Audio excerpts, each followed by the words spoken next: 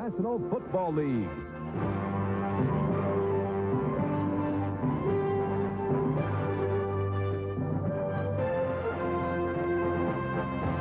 Today, from Anaheim Stadium, it's the New England Patriots versus the Los Angeles Rams. Brought to you by Bud Light. Everything else is just a light. By the 1987 German-engineered Volkswagens and your Volkswagen dealers. And by McDonald's. It's a good time for the great taste. Good afternoon, everyone. Dick Enberg with Merlin Olsen. Welcome to Anaheim Stadium. A crowd of over 65,000 expected to see two of the NFL's best. The Jets leading by 2 over New England. The Patriots in a good wild card position in the AFC East. In the NFC West, the Rams lead by a half game over the 49ers in the only division in the NFL where every team is 500 or better. New England in white will receive the ball. Lansford approaches, and we're underway. Stephen Starring at his 2-yard line. Pointing, he has a blocker, 30. Lansford to beat, and Lansford gets him out of bounds at the 44-yard line. The Rams kicker saving a touchdown as Stephen Starring returns it 42 yards. Right off the bat, New England comes in with a big play on special teams. Starring running out of a tackle there. Nolan Cromwell, number 21, missing, and Lansford tries to push Starring all the way out. Starring tiptoeing for a couple of extra yards, but great field position to begin the ball game. Tony Eason, number 11, starts at quarterback. He has Craig James and Tony Collins behind him. Off play action, he's going deep. Stanley Morgan at the 40 and a first down at the Rams 40-yard line. For the New England Patriots, the 51st catch of the year for Stanley Morgan from Tennessee. Craig James and Collins are the running backs. Morgan and Irving Fryer, the wide receivers, and Greg Hawthorne at tight end. The offensive line, they've not been able to open the holes for the running game, and that's been the one big concern for New England. Holloway, Fairchild, Brock, Wooten, and Moore. First down at the Ram 40. Both wide receivers to the right with Morgan in the slot. Eason looks right, then dumps over the middle, and it's Craig James for 5. Fumbles the ball. Was he down? I believe they whistled the ball dead. Carl Eckern, number 55, made the hit. Carl Eckern. He's the general of that defense. Quick reaction to the ball as he gets back into the zone. And look at him come up and strip for that football, pulling it away from Craig James. Looked to me like he had that ball out of there, but we can't hear the whistle from here, Dick. And a tough angle to really read it. Eckern out of San Jose State. The Spartans are in the California Bowl. The tight end Hawthorne has a first down. 6-yard gain as he's finally dragged down by Mark Giroux at the 29 of the Rams. The Rams read this way in their 3-4 defense. Reed, Miller, and Doss across the front line. Owens, Giroux, Eckern, and Wilcher. Wilcher, the top sack man last year, and has 4.5 this year. Gray and Irvin at the corners. Johnson and Cromwell. That's a good back 4 for the Rams. New England from the opening kickoff, a couple of first downs, and now present first and 10 at the 29. Going for 6 and overshooting is Eason as he looked for Irving Fryer. Johnny Johnson from the University of Texas on the coverage. A little bit out of character for the Ram defense as they shot both outside linebackers on that last play. They don't do a lot of blitzing or dogging. They're what you call the purest of vanilla defenses.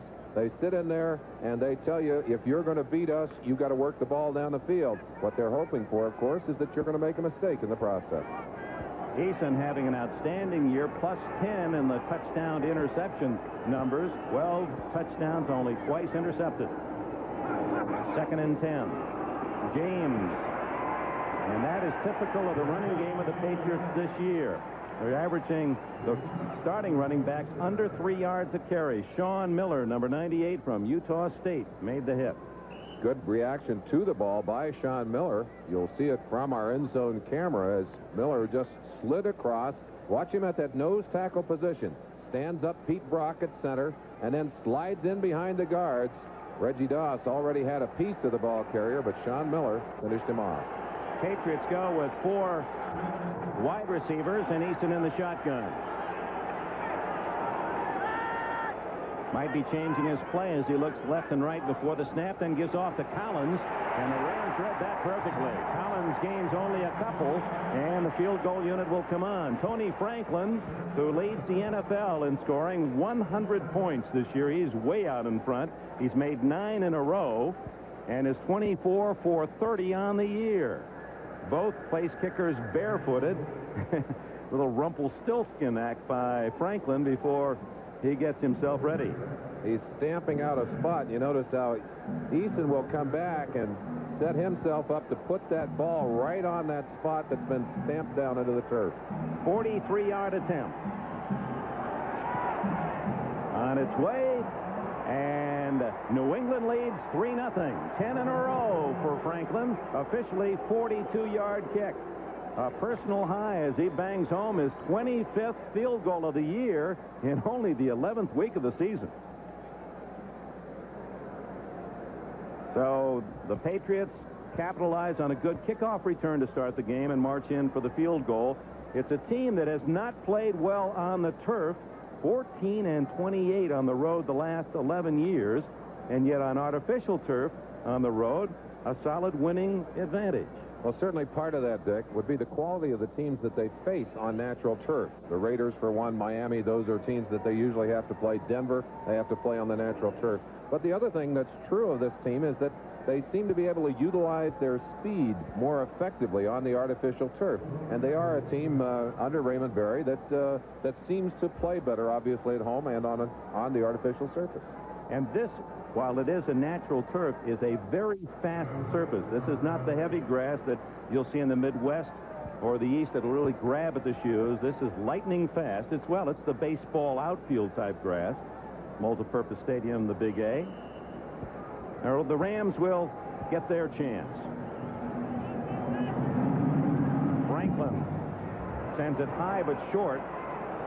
Ron Brown at the 14, the Olympic speedster. Ducks out.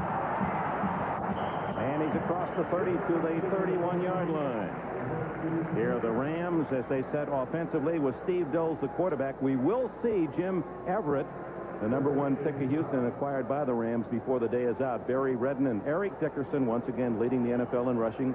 Ron Brown and Henry Ellard, plenty of speed on the outside. David Hill, one of the fine blocking tight ends in the game. Big offensive line. Pankey, the rookie Newberry from Wisconsin lacrosse, fit right in immediately. Doug Smith, veteran Dennis Herr, and Jackie Slater on the right side. 3 Pro Bowlers from last year in that offensive line. Word is that the Rams will try to run right and throw right, especially with Andre Tippett sidelined with the injury. Dill's going to throw on first down. Has a man wide open, David Hill. The big tight end rambles all the way to the 46 of New England. Only his 6th catch of the entire year. He's in there to block, not catch, but no one covered him. David Hill is a big tackle playing tight end. A little fake to Eric Dickerson, and obviously the whole New England team thought he had the football. That's the kind of respect he gets. Dills dangerously close to the line of scrimmage as he dumped it off to a wide open man. And of course, Hill showing you some of that size and strength as he packed a couple of them side saddle for a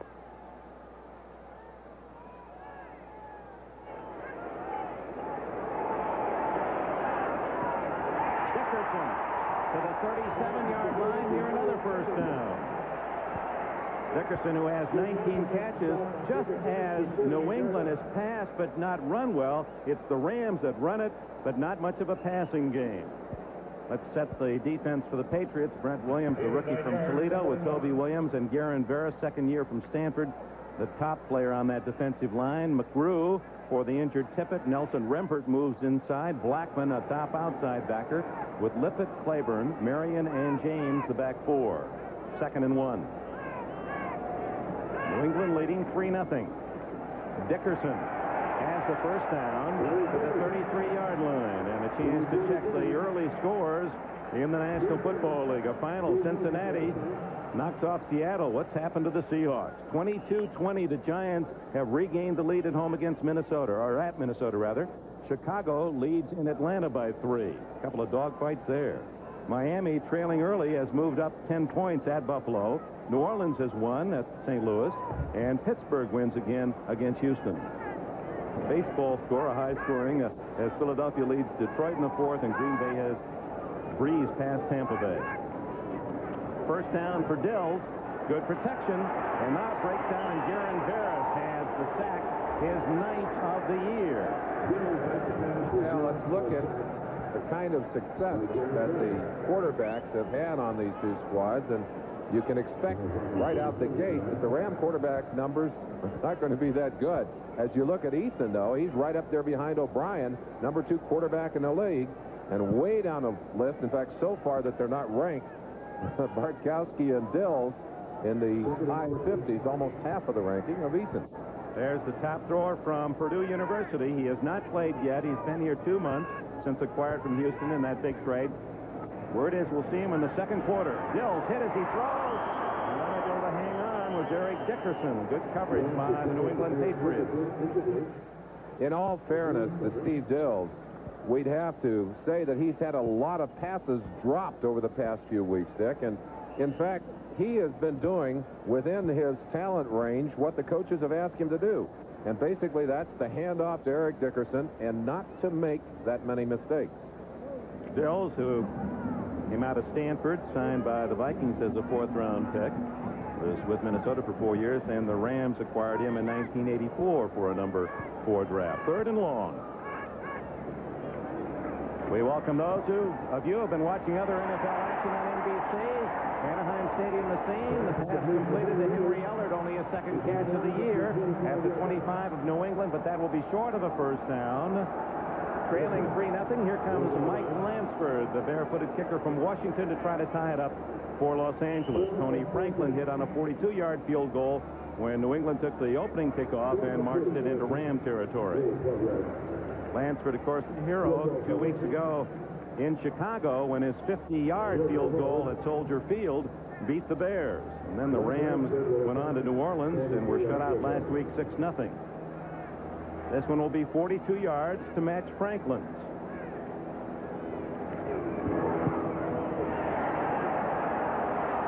And it's just wide to the left. It just missed, hooking left.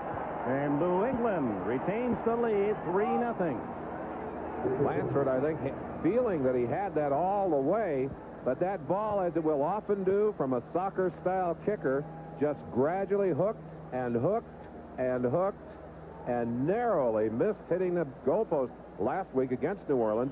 He nailed his only opportunity into the right-hand goalpost, perhaps thinking of that, a little compensation here, and it pulls to the left. So New England will take over at the 25-yard line, the line of scrimmage. Each team had the ball 6 plays and then tried the field goal. New England made the 42-yarder. Lansford missed for the Rams. Tony Eason going long, and Pryor is open. Incomplete down at the 35-yard line. Pryor just a foot short. That one going all the way. Jerry Gray, the 2nd-year cornerback from Texas, had been beaten. That's one of the things that Tony Eason is doing a much better job on it. The Rams, of course, will give you that zone defense all day. You see the 3 men dropping deep, and Irving Pryor just blazing down the sideline past Gray on that particular play. But Gray showing you some good speed as he tries to catch up. That ball just off his fingertips. 2nd and 10 over the middle to Hawthorne, the tight end. They've not been using him much. Whistle had blown before the fumble at the 34-yard line. It'll be 3rd down and 1 in Anaheim, but first let's go to Ahmad Rashad. All right, Dick, in Los Angeles, the ageless Jim Plunkett and Dokie Williams pick up where they left off last week. Here, 46-yard touchdown. Raiders lead 7-0 first quarter. Ageless. They say that about Ahmad Rashad, for that matter. How about that Jim Plunkett, who started, of course, with the New England Patriots as their number 1 pick, first player picked back in 1971. 3rd and 1 for New England. The toss to Mosi Tutupu, a little play action back to Eason. Eason throws to Beatty, and Beatty has a first down at the 47. So razzle-dazzle. Tutupu, an overhand lateral back to Eason, and then Eason finding the tight end from Stanford, Jerry Gray, on the coverage. Watch the play. Eason just a little flip, and then he makes sure that he is behind his man. Took a quick look downfield to check the defense, and then flipped it out to the tight end. It is indeed razzle-dazzle, and it worked effectively, and that's the kind of thing you have to do against the defense that just says, stay in front of us. We're not going to give you the easy shot all day long. And high grades to Andy Rosenberg, our director, and George Finkel, our producer. They were not fooled, nor were their cameramen on it all the way. Collins near midfield, a couple of yards. Mike Wilcher from North Carolina. Boy, the Tar Heels, they had Lawrence Taylor, the great linebacker, now with the Giants. And when he left school, there was Wilcher, number 54.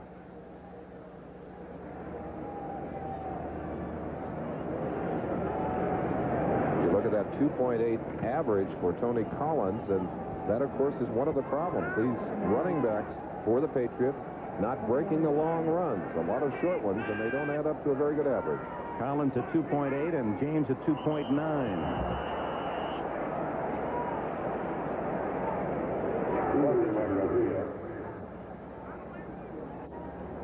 Brian Holloway playing a left tackle. And it's the Rams that are guilty. Rams offsides on that play. Defense, number 58. Encroachment. 5 yards. Mel Owens out of the University of Michigan. Boy, maize and blue of the Wolverines upset by Minnesota. Maize and blue, and with the emphasis on the blue in Ann Arbor today. John Robinson coached at Southern California before coming here as the Rams head man. Each year his team has improved. Started at 9-7, then 10-6, and last year 11-5. At 3 consecutive playoffs. They start today 7-3. Eason going long to Fryer, intercepted with Leroy Irvin. Irvin at the 40, and he fumbles, and I believe New England recovered. They did. It appeared to be Greg James who was knocked down, and the ball just rolled to the fallen Patriots. And James comes up with it at the Ram 47-yard line. Actually a gain on the play. Watch the defense that will lead us to that ball. Fryer right there gets just a fingertip on the ball, and Irving reaches out, volleyballs it back into his hands, and then with an escort heads upfield. But watch the end of the play. There's the strip right there as James just kind of swatted him, and Irving, who was carrying the ball loosely, ended up losing it and dropping it right back into Irving. Excuse me, Dick. Back to Craig James' hands. Well, Craig James did 2 things right. He forced the fumble and then knew where it was going to wind up. He laid right there to let it roll to him. Big play by James, an offensive player becoming a defender. To Tupu. Little or no gain, Sean Miller, 6'4" and 255. Nicknamed Dirt. There to stop him from Utah State. A few nose tackles out of Utah State playing in the league. A chance to go in one more time to look at some good inside play by number 55, Carl Eckern. And Eckern is not afraid to put that helmet on you. We said he's the general. He does the same thing for the Rams that Steve Nelson does for the New England Patriots. 2 veterans who have played in there tough, have to make a lot of tackles. The defense is designed that way. Wide open underneath. Tony Collins to the 35 and to the 33 to match his number, and a first down, New England. Nolan Cromwell tripped him up after a 14-yard gain. That's the kind of play that you have to run against this Ram defense. They play what is almost a basketball man-to-man. When you come into their area, they'll stick it up on you pretty good. But what that means is that they try and keep everything in front of them. And on the deep drops, there is room underneath. Right now, that's what Tony Eason is attacking with a short pass. And Collins, as you saw, with 42 catches, a solid receiver. Does everything well, blocks well, has been a 1,000-yard rusher, and he's a good receiver out of East Carolina. Eason throws that one away. Stephen Starring was in the area, but well covered. Here it's 3-0 New England. Let's check on other scores. NFL 86. All right, Dick, in the Meadowlands, the Colts have scored on this Randy McMillan 4-yard run, and get this, it's the first rushing touchdown scored on the Jets this year. Score 7-7 first quarter. Of course, the Jets playing without Joe Klecko and Marty Lyons in that defensive line. That could make a difference. Lance Mel, too, missing from that lineup. So that'll hurt. This may be as close as Paul McGuire comes all year to picking a winner. Up the middle goes Collins, and that's a long gain for the Patriots rushing the football. Mel Owens tripped him up inside the Ram 30-yard line. Cincinnati winning big against Seattle. The Giants by 2 against Minnesota, and the Vikings again playing very well. Chicago scrambling for a win at Atlanta.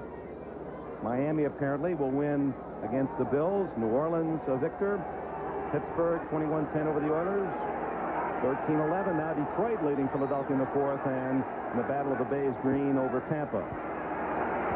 Eason off Hawthorne's hands, covered by Tim Fox, the veteran from Ohio State, and in comes Tony Franklin to try to make it 11 in a row. Franklin, who gave his blockers on the special teams cowboy boots last year. I don't know if he gave them both or just the left left shoe. And this year gave them color television sets. He said, hey, without them, and what a good way to maintain that morale on the special teams. Well, he doesn't wear out a lot of socks, I'll tell you that. He can wear a pair twice as long as we can, Dick. And he likes it when it's warm, too. Got to believe that. 45-yard attempt. He made his first from 42. Plenty high and long enough, and it is good. So Franklin, the NFL's leading scorer by far, starting with an even 100 points, has made his 25th and 26th field goals of this season from 42 and 45 yards, and it's 6-0 New England. Well, Dick, we can look ahead to seeing this young man in the ball game today, and there are questions you ask about every young quarterback when he finally comes into the league. You ask, of course, about their physical ability. Are they big and strong? Do they move around well? Everett certainly does that. The arm. He has a fine arm. Intelligence. No question about it. He's picked up the offense very quickly. Leadership. They say he's a natural. A very born leader. Confidence. Well, you know he's the #1 pick. He's got confidence. A good attitude. Not afraid to work hard. The one question mark, and it goes on the bottom line, execution. Can he take all that talent now and put it to work on the field? We said earlier we're going to see him in the second quarter, and the big question is, can he do for this team what he did for his college team and what he showed as a college player? And you've got to remember, this is like his first professional scrimmage. Not a chance to do it when it doesn't count early in the preseason. He's got to make his debut on national television with an awful lot of folks here in the stands saying, you better do it right. Tony Franklin, who has given the Patriots a 6-0 lead, to Ron Brown. 20, 30, and Brown using all that Olympic speed to get out to the 35-yard line. Jim Bowman, Central Michigan graduate, makes the tackle. Now the Rams get their second chance. There's a joke going around Southern California that the kid goes to school, and the first day he learns to read, the second day he learns to write, the third day he learns the Rams' offensive game plan. Hand off to Eric Dickerson. Well, in fact, Leroy Irvin, who was the quipster for the Rams, said, well, was he a slow learner? But that could change if Everett is all that the Rams hope he will be. Dickerson certainly has been. It's only a yard on that play. Dickerson held only 57 yards by the New Orleans Saints in that shutout loss at the Superdome last week. Toby Williams with a tackle that leads the NFL by a couple of hundred yards coming into this 11th week of the season. What surprised the Rams was that the New Orleans Saints did not adjust their defenses as so many teams do to prepare for Dickerson. Overstacking on the line, they were able to do it out of their 3-4. And so far, the New England Patriots doing a good job of shutting Dickerson down. Inside to Barry Redden. He's out to the 40-yard line. That'll bring up about 3rd and 5. Dick has his characteristic of a great back. You may hold him down for a couple of quarters, but it's unusual when you finally look at the stats of the game to find out that he hasn't broken a couple of big runs. And Dickerson, with incredible speed for a big man. And the thing that happens is he has that sneaky speed. You'll watch defensive players, they feel that they have position on him, and the next thing they're doing is looking at his back, as you are right there, because he's gone by them. Back to one of the best plays. He kind of roams wide, and then he sees an opening and accelerates through it. And with all that size and speed, so difficult to bring down. Dills, with plenty of time, finds Mike Gooman. And Gooman is out of bounds at the 45 of New England. A flag is down. Flag came late on that play. Might be perhaps an illegal bump downfield or even offensive interference. Offensive interference on Gooman. Now John Robinson, the 51-year-old head man of the Rams, not happy with that call. Offense, number 44. Offensive pass interference. 10 yards. Repeat the down. So Gooman from Penn State using his hands to open the way.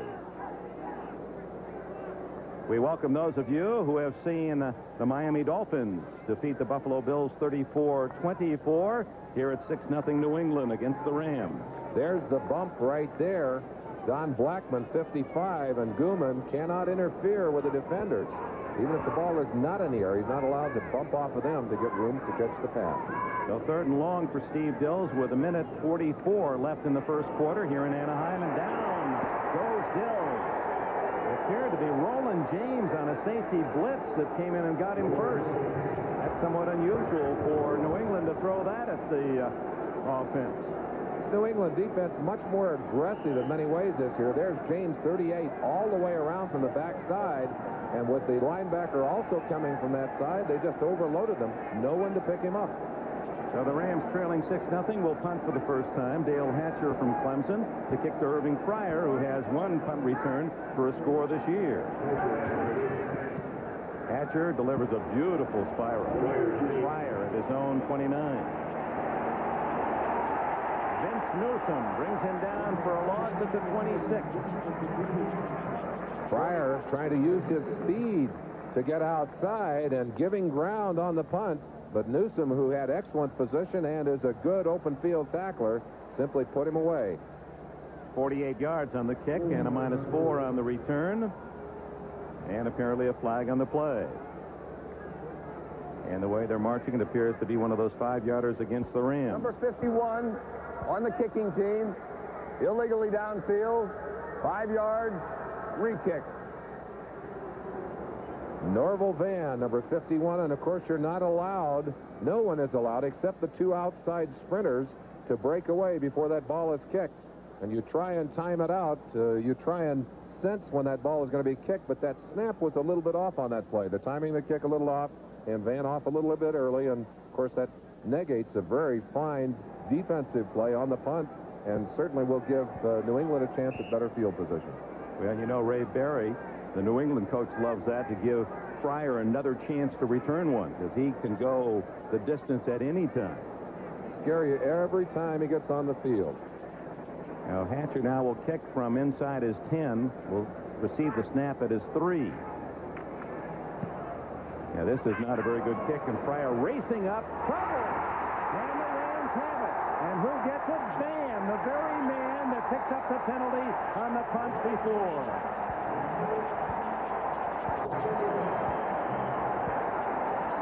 Well, that's making amends in a hurry. That certainly is.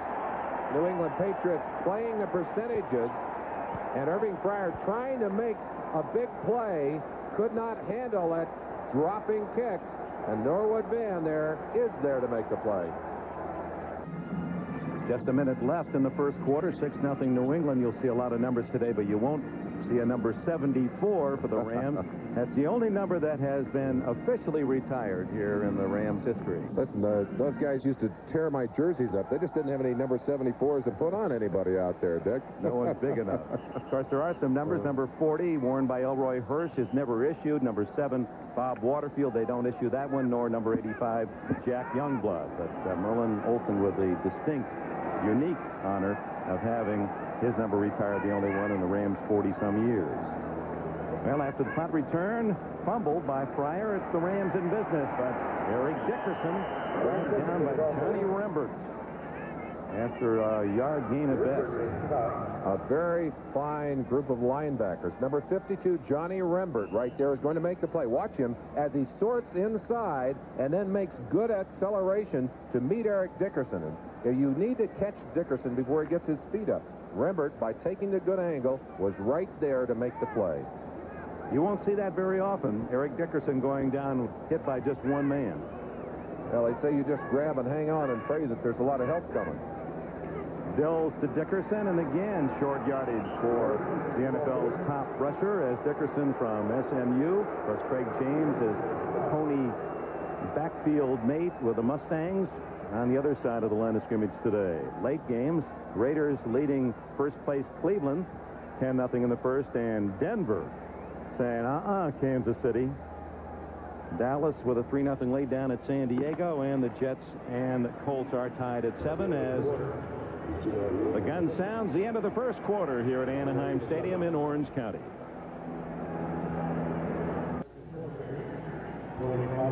The statistics for the first quarter. Look at the rushing yardage for the Patriots, 12, and for the Rams, 10. Now, that's about what you might expect for the Patriots, who like to pass the ball, but for the Rams to only have 10 yards at the end of the first quarter, almost unheard of. Total yardage, not much to brag about. 3 opportunities to score, 2 missed field goals, and New England with 1 on the board. Well, actually, New England made the 42 and the 45-yarder to go ahead 6-0. Sorry about that. Rams missing from 42. Dills, 3rd and 8. Through the hands of Henry Ellard, who is well covered on the near sideline. 6-0 New England at the start of the second quarter. Let's go to New York. All right, Dick, in Denver, the Bronco defense is back on track. Here, Randy Robbins forces this fumble by Bill Kinney. It's picked up by Andre Townsend, who rolls in for the score. Made it 14-0. They've added a subsequent touchdown. 21-0 Broncos first quarter. Now the Broncos with the lead in the AFC West, and Kansas City challenging a surprising Chiefs 7-3 coming in, and Denver trying to put the pressure on them and have 21-0 early. I understand that Steve Flores throwing a long touchdown pass down at San Diego. That ball is blocked. Breaking in for New England was Rod McSwain, and he takes it in for a touchdown.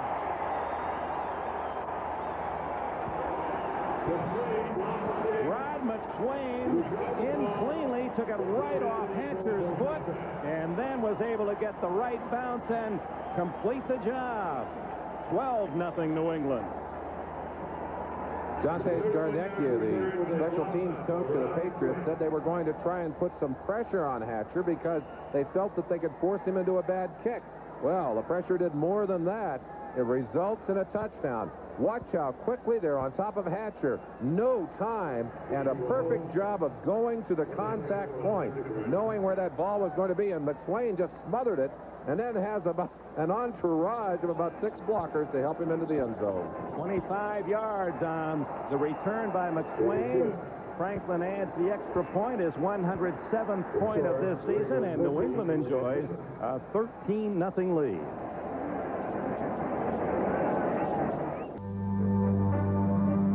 Today's game is brought to you by BMW, the ultimate driving machine. To arrange a thorough test drive, phone your nearest BMW dealer. By the U.S. Armed Forces, it's a great place to start. And by MCI, communications for the next 100 years.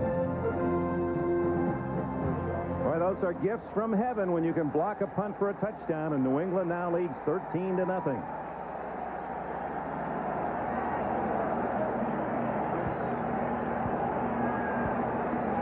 Rod McSwain with his first NFL touchdown, the third-year defensive back from Clemson, and now Tony Franklin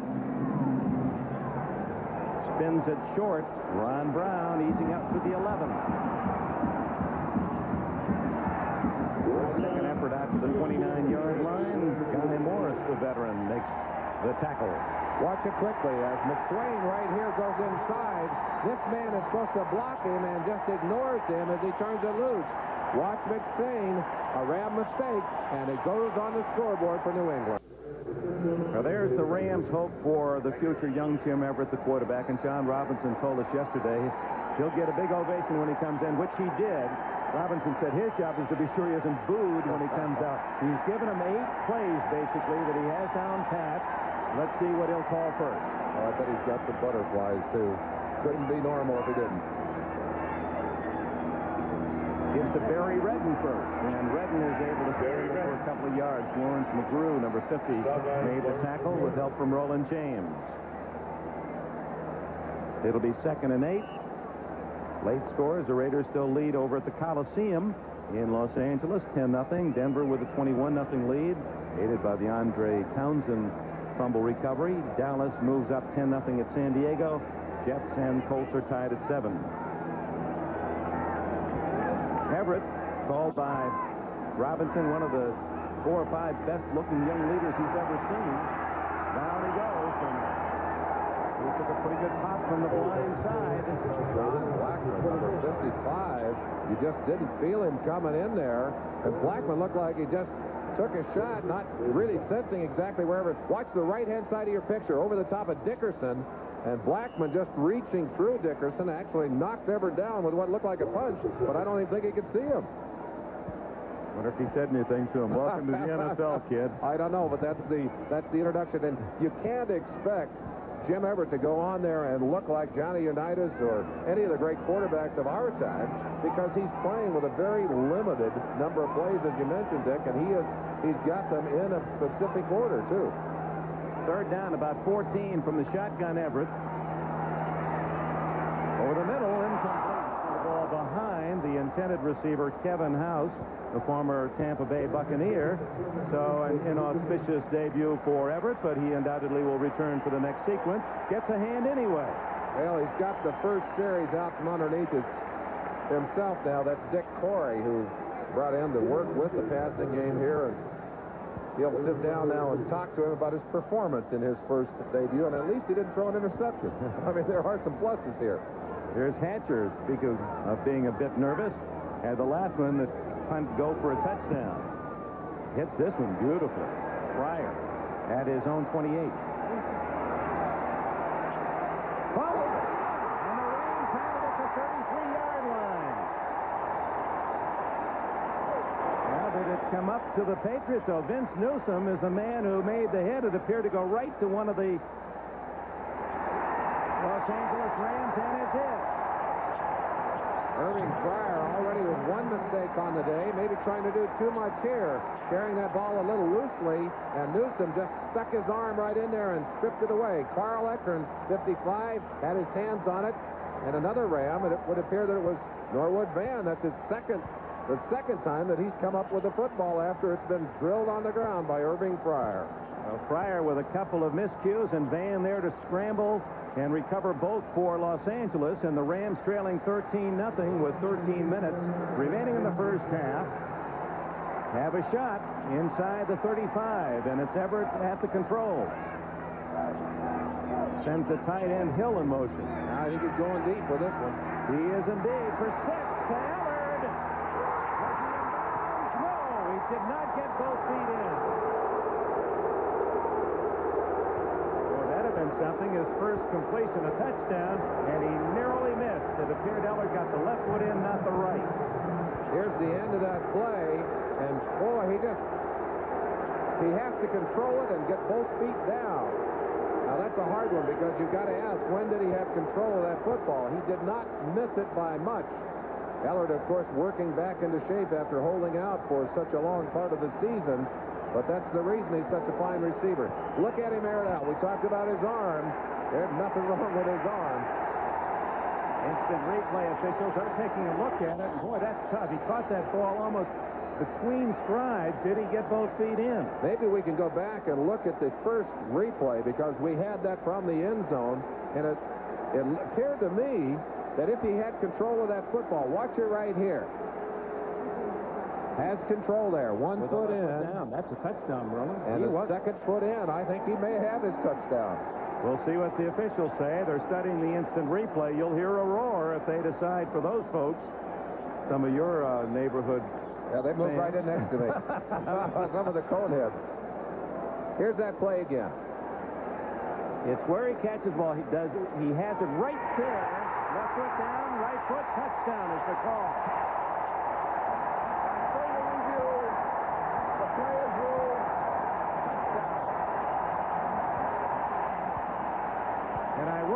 For the naked eye, we agree with the officials. It appeared he didn't get both feet down. Here's a case where a touchdown goes to the instant replay, and those who are proponents of that device are right on that one. And what a positive debut, at least so far, for young Jim Everett. working under a very limited number of plays, able to make the long one pay off as he put that ball right on target to Henry Eller. 34 yards on the pass by Everett as they capitalize on Pryor's second muff. And Lansford adds the extra point. With 2 minutes gone in the second quarter, Jim Everett is in the NFL. Next Sunday, the NFL plays here when the Broncos battle the Giants. Before your team takes the field, our team hits the air. NFL 86. Well, in baseball, it's like hitting a home run your first time that you play in the big leagues. And Jim Everett's first completed pass, his second throw, goes for 34 yards and a touchdown. And all 6'5" of the young man from Albuquerque, New Mexico, expressing joy. Lansford with a score 13-7 New England. Steffen starring at the 10. He's got a hole, but runs into his own man. Down he goes at the 25. So the turnover bites the Patriots, and they have been the team taking advantage of turnovers. 25 takeaways this year have led to 15 scores, 13 giveaways, only 10 opponent points. And that includes the 7 that were just scored. Before this, there were only 3 points on those giveaways. That's an incredible statistic, and the kind you can be very proud of defensively. Raymond Berry, though, sees the Rams quickly get 7 off Pryor's second fumble. Eason to work, and he is dragged down. The first sack, Mark Giroux from the University of Washington, who has replaced Pro Bowler Jim Collins at the inside linebacker. Check that. It was Meisner, Greg Meisner, yeah. 69 coming up from the inside. He'd slipped in there at nose tackle and just slides around. Pete Brock missed him on that play. It looked like they were switching up in there, and Meisner, showing good quickness, came around from behind and put a bear hug on Tony Eason. Meisner, 69, from the University of Pittsburgh, where he was an academic All-America. So momentum switching to the Rams, and this crowd coming to life with Everett's appearance. Craig James, short yardage to the 27. It'll be 3rd down and 8.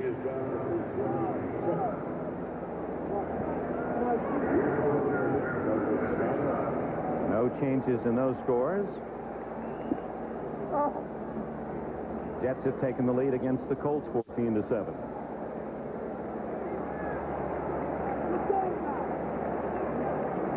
Leading 13-7. New England looks at 3rd down and 8. Steve Moore just trotted off the field. Maybe those injured ribs are acting up.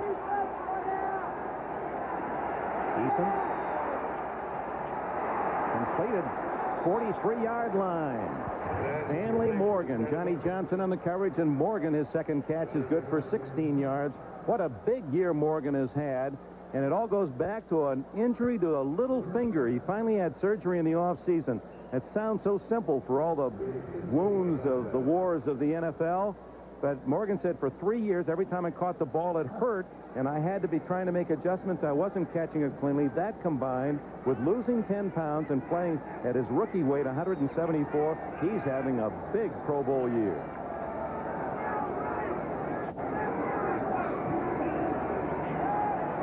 Another razzle-dazzle, and Eason has a man open. It's Morgan. Oh, my. He was open by 7 yards. Vince Newsom, the closest Ram, but Eason, under pressure, had to get rid of it sooner than he wanted. Another flea flicker. Hands the ball inside to James, who just tosses it back.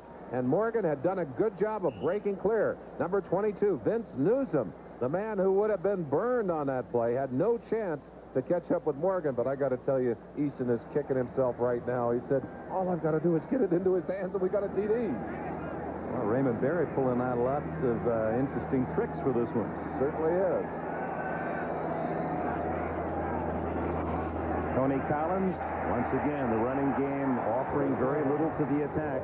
Reminder to our viewers, we'll be selecting the Budweiser Most Valuable Player at the conclusion of today's game.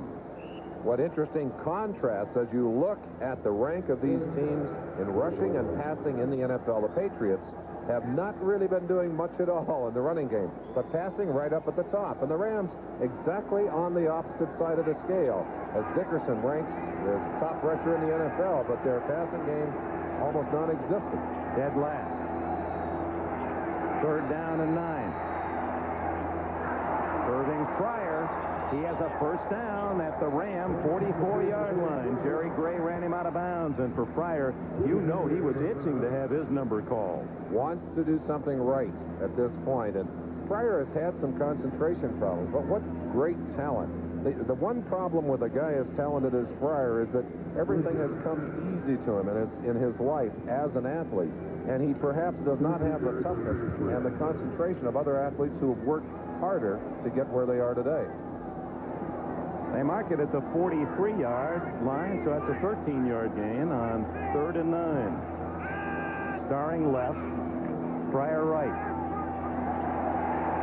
Underneath the Beatty to the 39-yard line, a gain of 4. Mark Giroux with a hit. I think seeing Beatty take that pass down, we're reminded of the absence of Lynn Dawson, the fine blocking tight end for the New England Patriots. Beatty getting more and more work in there in the last few weeks, but when Dawson went down in that Super Bowl against Chicago last year, we said at the time that was a real loss to New England, but I don't think any of us realized what a big loss it was to their running game until you look at what's happened to the running game of New England during this season. That combined with John Hanna's retirement, and they just don't move the ball on the ground the way they did so effectively down the stretch last year. Now they'll try here, and they have blockers in front of James. A flag is down, and James rattled out of bounds at the 29. It would be a first down, but it appears we have a hold against New England. I think against Greg Hawthorne, the tight end, an undersized tight end trying to block down on big Reggie Doss, and I don't think he was able to do it without grabbing on. There's 27, Greg Hawthorne. Look at him stepping inside on Doss, and it's a mismatch. He just got his hands full of jerseys. 10 yards. And Reggie Doss says, wait a minute, you can't do it that way. And Hawthorne ticketed for 10. New England denied a first down inside the Ram 30-yard line with 9 minutes and 27 seconds left in the half. And that's the kind of thing that the Ram defense will hope that New England does during the day. They force you to be patient. In fact, in talking to Steve Grogan, I said, what are you thinking of today? He said 3 things. Patience, patience, patience. And you've got to have it. 2nd down and long. That was a misfire. It appeared to be that was that draw play where Easton likes to reach around Collins from the backside and hand him the ball, but Collins wasn't there. And you wonder if maybe it wasn't called as an audible, and perhaps Tony Collins missed the call, or perhaps he thought he heard an audible. Just watching the end of that play, Easton expecting Collins to step forward and take that ball, and that's got to be an awful feeling for a quarterback. What do I do with this pumpkin now? He didn't want to have it. So the Rams ticket the Patriots for another loss, so it'll be 3rd down, about 18. In trouble again. Jeter finished the job, but it was Reggie Doss or Kevin Green, 91 in there. Green, who leads the Rams with 5 sacks coming in, and Jeter finished the job. Well, they have visions of playing Green as an up-down linebacker lineman. He's 255 pounds and tough. He'll get in on the action. But let's credit this one to the Rams secondary. Easton going back simply cannot find the open man. He does have the short receiver Collins waiting there, but I don't think he could see him through all of those bodies. They finally just swarmed him under. Camarillo with a 43.4 average. Henry Ellard, a dangerous return man inside the Ram 20. And they try and block this one. Bad kick off the side of the foot for Camarillo. He won't get much at all out of that. They're marking it down at the 46-yard line, I believe. The bad news for any team is to lose a star, bona fide star player. Andre Tippett qualifies. Knee surgery. The good news is he's going to be back sooner than even New England thought. They kept him on the active roster. He told me he felt that he'd be looking at a chance to come back in a couple of weeks, 2 or at the most 3. And that certainly is good news for New England fans. Tippett with 16.5 sacks last year and 9.5 this. Jim Everett. Flanker screen to Henry Ellard. Read well by the Patriots. Actually, they're going to rule out a fumble and out of bounds for an advancement by the Rams of a couple more yards out to the 48-yard line. Johnny Rembert with a hit. Excellent lateral speed by this defense, and they react very quickly. I'm talking to Rod Rust about what they would do against the young quarterback. You've got to believe, and there he is on the sideline. He's one of the finest defensive coordinators in the game of football. You see him sending his signals in very quickly. Steve Nelson taking the signals, and he's asking again. He must have missed the call, getting it. That's a mind-to-mind collaboration there. That's just like having an extension on the field. Russ says he's got a deal with Steve Nelson. He said, I told him I wouldn't leave if he promised me he wouldn't leave. And the other thing, he lets him play. He said, I don't ever ask him if he's hurt. He tells me if he can play, and if he says he can play, he plays. They do not allow the progress in the fumble. They bring the ball back 2 yards and out to the 50. Now the Rams, it'll be short of a first down. Here it is 13-7. New England leading the Rams. Less than 8 minutes left first half.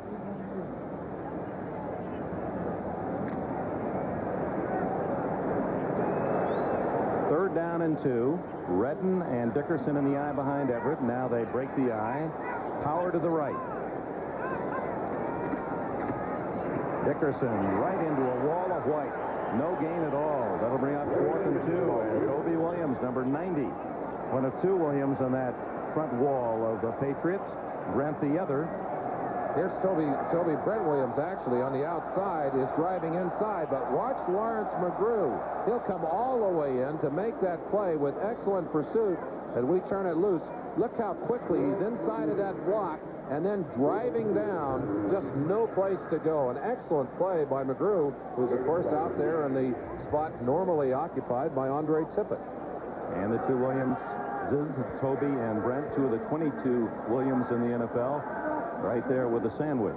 So Dickerson has been held in check.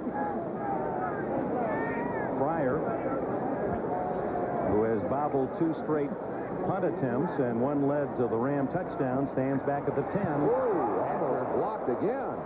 And it was McSwain in on top of him once more. This time Fryer calls for the fair catch at the 23.5. Timeout. 7:14 left first half. Special teams coach Gil Haskell, I'm sure, concerned. Norwood Van blocking down. Cliff Thrift blocking down. Rod McSwain, and it's exactly the same kind of play we watched earlier for the punt block. Look at him get away from the block of Cliff Thrift and just went beyond the football. The ball actually kicked behind him. Craig James out to the 27-yard line. Kevin Green with a tackle. 4-yard pickup. Craig James playing today. Actually got 1 play last week. Has been playing on an injured knee, and he says, I'm feeling better, but I am certainly not back to speed. And of course, we'll have that knee heavily taped. Didn't want to wear the brace because he felt that's like putting a bullseye on that knee. Such a disadvantage for a man who makes his living with his speed and his cutting ability to have a bad leg. Easton throwing it over the head of James. He had sent Fryer deep down the right sidelines, tried to hit James underneath. You can see the uncertainty of that pattern as Easton double pumping and now talking with perhaps a possible mistake on the route. Well, and there's no question, when you can get to a quarterback, and they have gotten to Easton today to put him on the ground and also to hurry him a little bit, he's aware of the fact that he's not going to have time to sit back in that pocket and wait for his patterns to develop. Easton, I think, feeling the pressure, just threw that one away.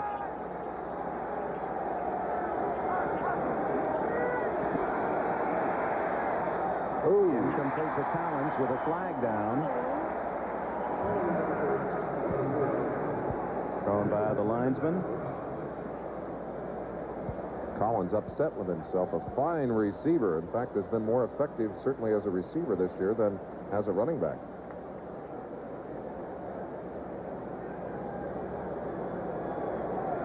Defense, number 91.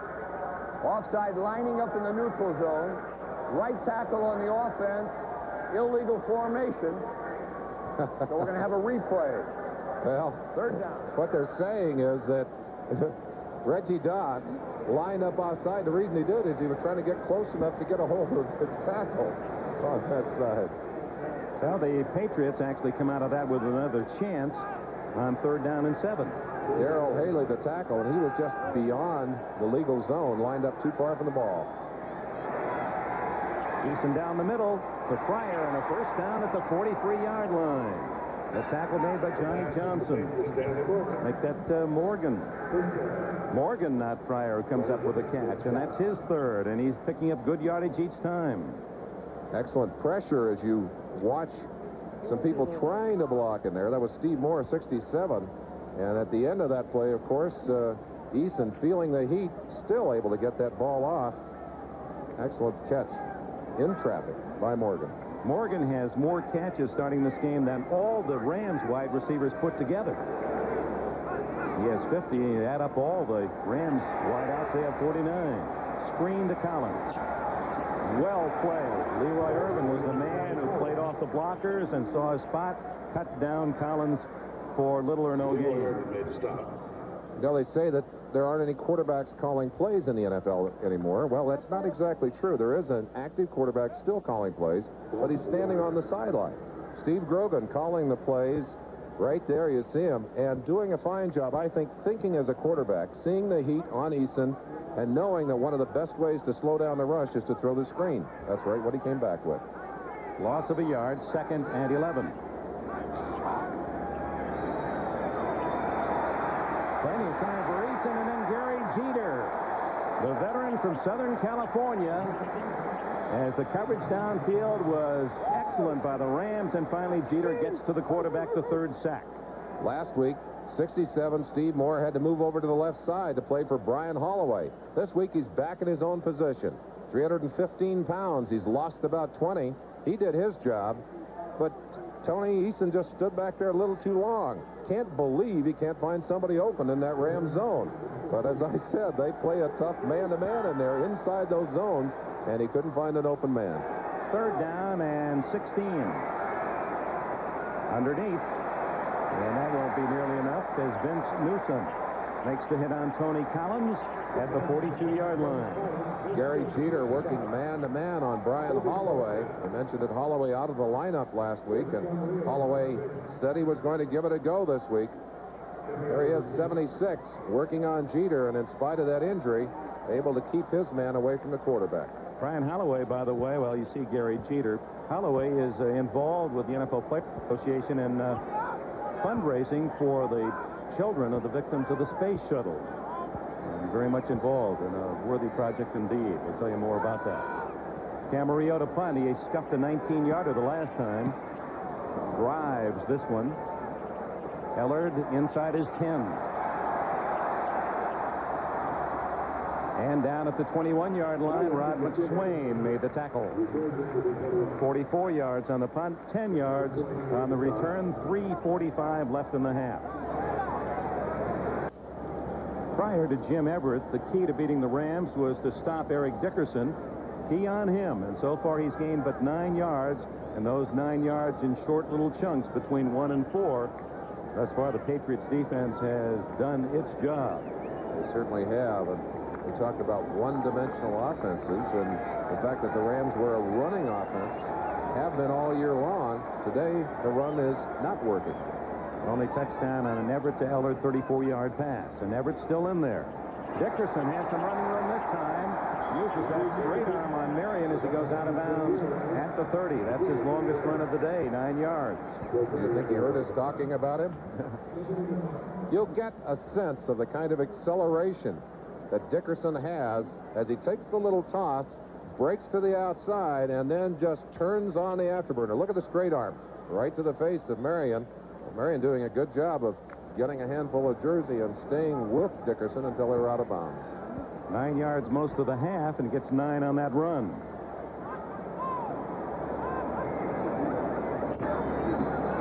Little misdirection, and Dickerson picks up 6 more and a first down at the 36.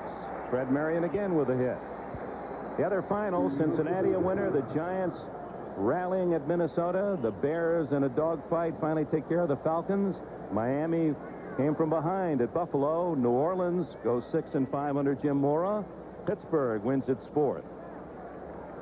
Detroit, in an unusual score, wins by 2 against the Eagles. And Green Bay with an easy one against Tampa Bay, its 2nd win. We'll check the late scores after this play. It's Everett with a quick hitter to Ellard. And Rembert drops him at the 43-yard line after a 6-yard gain. Late action today. The Raiders now jump out 17-0. That'll please the fans in Cincinnati. The Bengals have won. They'd move back into a tie with the Browns in the Central Division. Denver with a 3-touchdown advantage over Kansas City at Mile High. San Diego has scored to cut the Cowboy lead to 3 down in San Diego. And the Jets have a touchdown advantage over the Colts. Time remaining first half. 13-7 New England. Dickerson.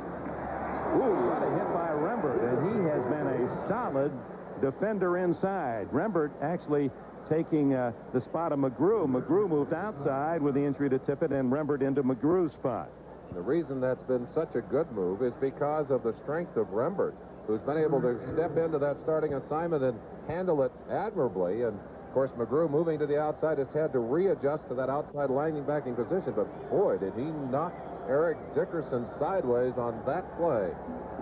He's had him in the crosshairs this whole first half, and that is the 2-minute timeout with the score here in Anaheim, 13-7 Patriots. Stay tuned for NFL 86 at halftime for all the scores and highlights. 2 minutes to go in the half. Rams trailing New England 13-7. Jim Everett is 3 for 4 with a touchdown throw out of the shotgun on 3rd and 5. Well thrown to Gooden and a first down at the Patriots 48.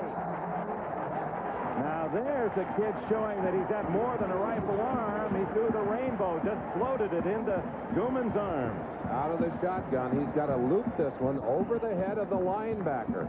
And watch him as he just does a brilliant job of throwing it over the top of Don Blackman, number 55, and into the hands of Mike Gooman. A moment ago, he had to zip one to the sideline on a little stop pattern to Ellard. So he has shown the strength and the finesse that you need to play this game with. Wide open, Ellard. And he has hit Ellard 4 times in this second quarter. First down at the 26. Georgia Frontiere, the owner of the Rams, cheering the young prospect from Purdue. Well, and in his first opportunity to impress the fans, some who had asked about the high price they paid for him might be feeling it was worth it. Well, John Robinson said, I'd make that trade in a moment again. He thinks that this kid's potential is unlimited. Houston picked him, the 3rd player picked in the draft, but couldn't sign him. Dickerson, tripped up just as he was breaking into the clear. Off the heels of Barry Redden, number 30, and I think it was his own man that tripped him. And a timeout taken by the Rams. Well, that's enough to make a loyal Rams fan faint. 103 yards passing to only 31 rushing in the first half. You haven't seen a graphic like that all year. And Jim Everett, I think, has already exceeded the optimistic hopes of the coaching staff today. He's got them in field goal range, trailing 13-7. And looking for more. And finds more. Barry Redden. Touchdown.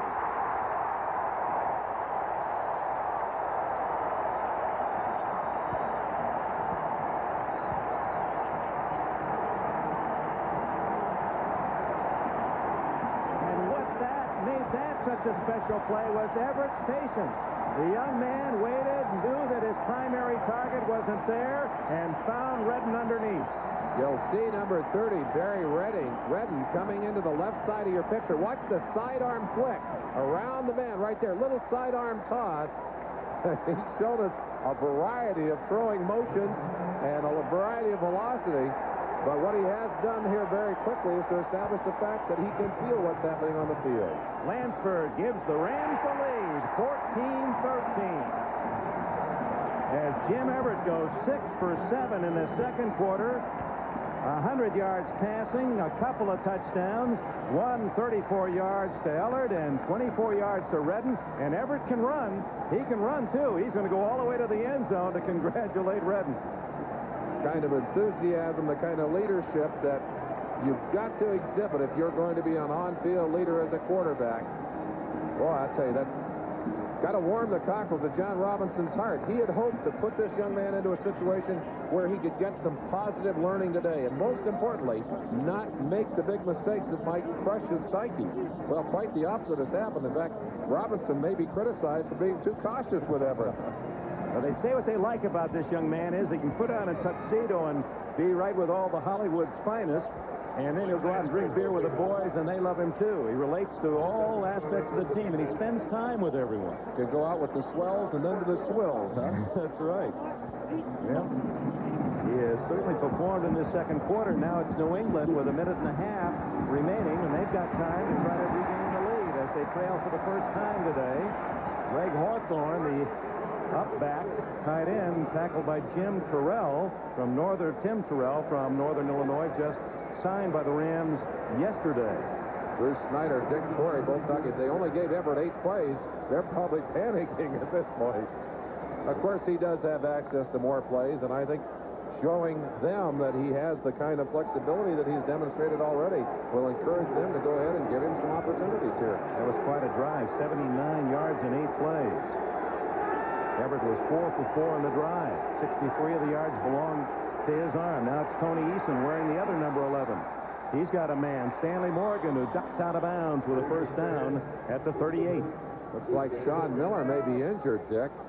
Pete Brock blocking on him on that play. Took him all the way past Tony Eason and dumped him. And right now they're looking at his right leg. No, it's Meisner, 69, the nose tackle. It's Meisner on the ground. 2, Los Angeles. Rams use the timeout. We'll have a rundown of all the activity of this 11th week of the season. NFL 86 at halftime. Meisner, fortunately, it does not appear to be serious. 15 yards on the play from Eason to Morgan, and Stanley Morgan continues to have an all-pro year with the Patriots. He's had 4 catches, and all have been right around 15, 16 yards for the Pats. Marv Goose signaling in the defense from the sideline. Fritz Schirmer, the defensive coordinator for the Los Angeles Rams, man who designed and who was the architect of this #1 defense in the NFL. There's Schirmer. Spent some of his time in New England working with the defensive line there before he came to the Rams, and he says effectively our defensive game is patience and efficiency. What they'll try to do, as we said earlier, is keep that offensive team in front of them, make them work their way down the field, and hope that they get impatient, that they make the mistake, that they make the bad play. Yeah, and part of that philosophy, too, Merlin, that you can appreciate that when they're in front of you, that means they're looking back when they catch the ball, and you're pounding them from the blind side, and that can make you a little jittery. Exactly right, especially when you have a hard-hitting secondary. And the Rams rotate those safeties in particular to keep them fresh so that they can really come in and whack you in the passing game. Eason from his own 38 on first down. To Hawthorne, the tight end. He stops the clock at the 48-yard line. Nearly 10 more yards. Johnny Johnson, the nearest Ram. 1:14 left in the half, and New England has all 3 timeouts remaining. Eason is a good quarterback to stack up against this defense, though, because his strength in the passing game is the mid-range and short passes. And he is capable of doing a good job of clearly seeing what's open on the field. And if there is anything open, the Rams have been shutting off a little bit on him, but he can throw those short passes very effectively. Second down and short. There is one of those short passes to Collins. Collins into Ram territory and brought down at the 41. Nolan Cromwell, the veteran safety man, was the man who could not get to Collins. Made a little move on him, and then finally the tackle made by Sean Miller, 98, trailing the play. And Eason will call time to stop the clock with 1:03 left in the half. New England led 13-0, and it's been Jim Everett, 2 touchdown passes to rally the Rams. Eason right now looking to bring his team back, moving them down the field. Mike Wilshire, number 54, broke inside on a blitz on that last play and nailed Eason, but Eason was able to keep his concentration and get that ball off and put it in the hands of his receiver. We were talking about Brian Holloway, the veteran tackle from Stanford, and just to finish that story, what he is proposing to do and is willing to offer his time to lead is to acquire from National Football League players various memorabilia, everything from helmets to whatever, and in an auction raise money for the children of the victims of the space shuttle. And a lot of athletes don't really learn about giving back for a while. They leave the game. But here's Holloway in only his 6th season trying to do something very rich and worthy, and we congratulate him in his efforts. The ball is at the 42-yard line of the Los Angeles Rams. New England trailing 14-13. The Rams using 6 defensive backs. And Eason operating from the shotgun with 4 wide receivers. Scrambling, looking, throwing wide open is Cedric Jones, and he's out of bounds at the 19-yard line. Cedric Jones in his 5th year from Duke University, a 23-yard gain. Boy, Eason's moving them very effectively. Eason in this opportunity uses his agility and his quickness to get upfield. Look at him just pop out of the pack there. And still, with his concentration downfield, Cedric Jones is open and very soon has that football in hand. Out of bounds, stops the clock, 19-yard line, 1st and 10. They're after that touchdown.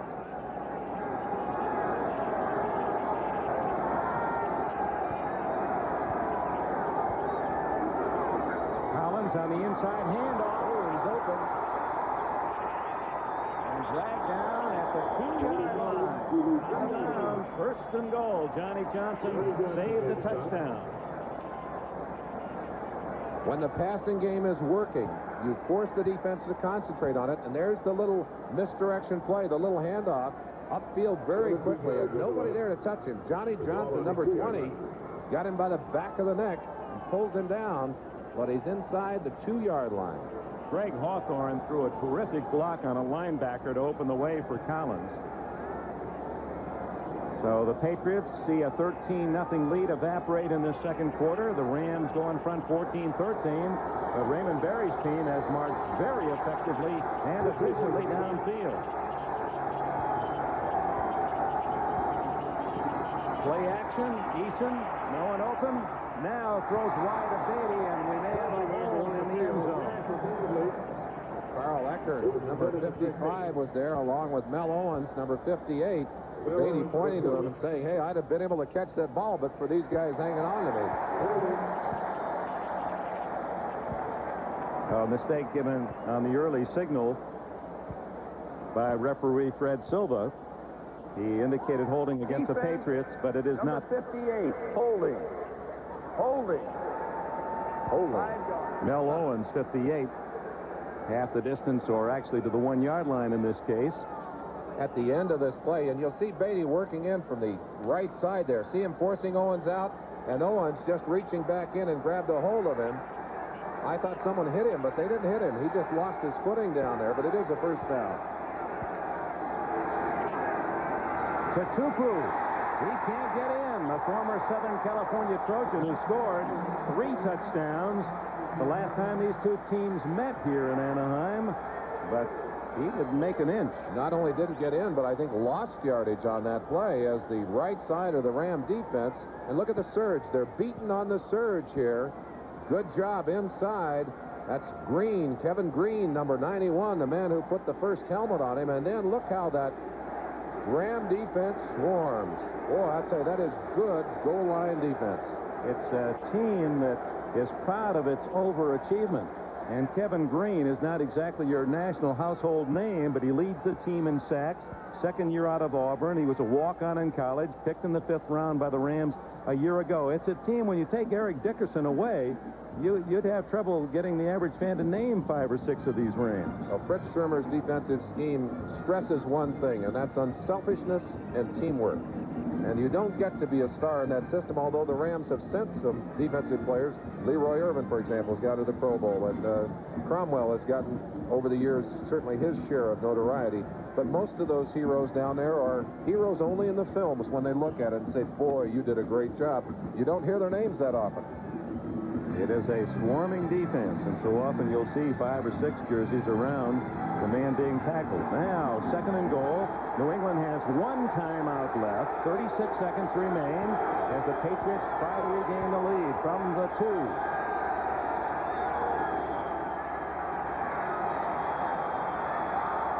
Hawthorne, the intended target, but he was pinched on the back line of the end zone. Mark Giroux right there with him. You get a feeling for the great confidence that Raymond Berry has in his passing game. Steve Grogan calling here in a situation where you'd be thinking run, again for the pass. Eason waits it, and then tries to flip it over the top, drop it in. Just let it come in over the top. Hawthorne, number 27, gets fingertips on it, but not enough to pull it down. Eason threw that one. He's a excellent tennis player. He threw that like he's going for an overhead smash. He was falling away. Couldn't quite connect. 3rd and goal.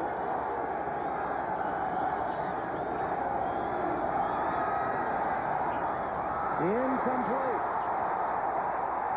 Derwin Williams, a man who was in motion.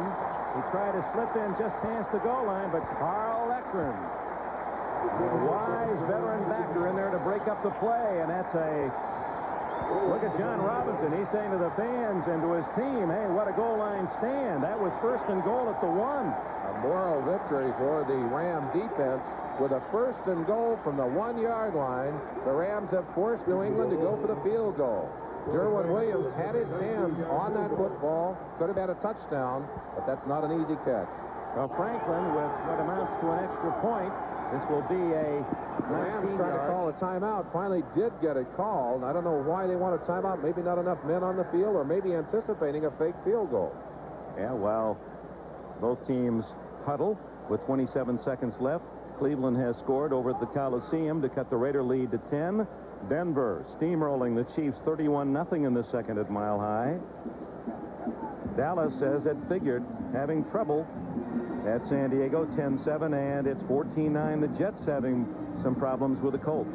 The Rams had 12 men on the field, Dick, and I think anticipating that they would give them, if they were able to block the kick, another shot at it, the call timeout to readjust. I've sometimes thought it would be good if you could play with 12 defensive players all the time. Well, the ball at the 2, and John Robinson. We saw his team rally here in this quarter behind young Jim Everett to take the lead 14-13 and a moral victory, but the Patriots nevertheless have a chance to have the lead at halftime as Franklin tries to make it 3 for 3 today and 12 in a row.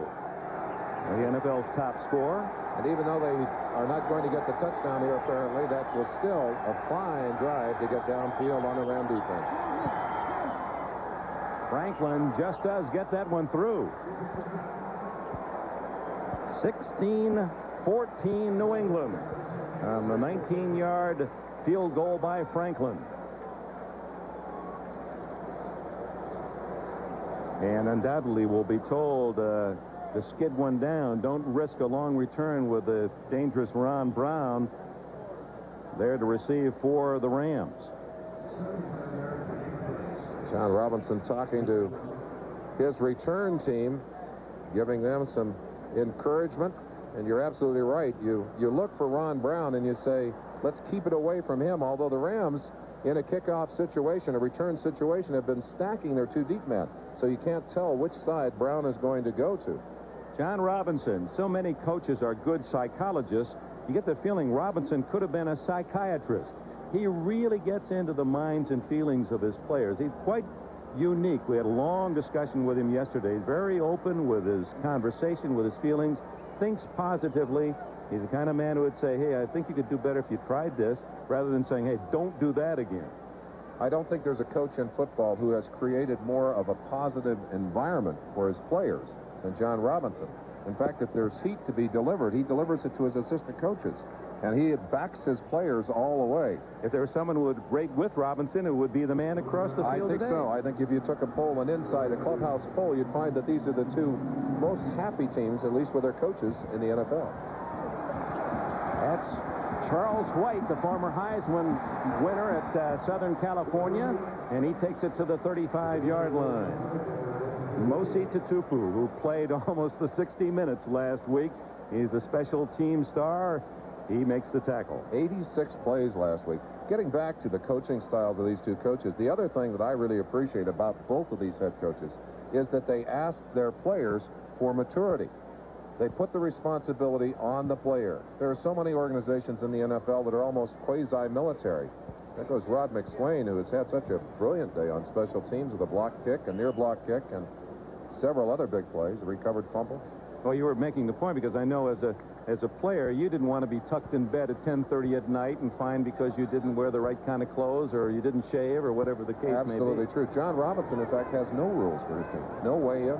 He in essence, rarely puts a curfew on them, doesn't ask them for any kind of dress code, and just simply says, you have your responsibility, and that's to come ready to play. Fans giving Everett and the Rams a standing ovation at the far end of the field. Everett with 2 touchdown passes in his NFL debut as the Rams just let the clock run out to end this first half. And an interesting half it has been. 16-14 New England. A very interesting half of good football back and forth. The Rams showing us a pass game. Shocked us all. Eric Dickerson, they might be fanning him right now down in the locker room. We'll return to Anaheim Stadium and NFL 86 after these messages from your local station. Here in Anaheim, California, Jim Everett has thrown 2 touchdown passes in his NFL debut, but New England has the lead, 16-14. Now, let's go back to NFL 86.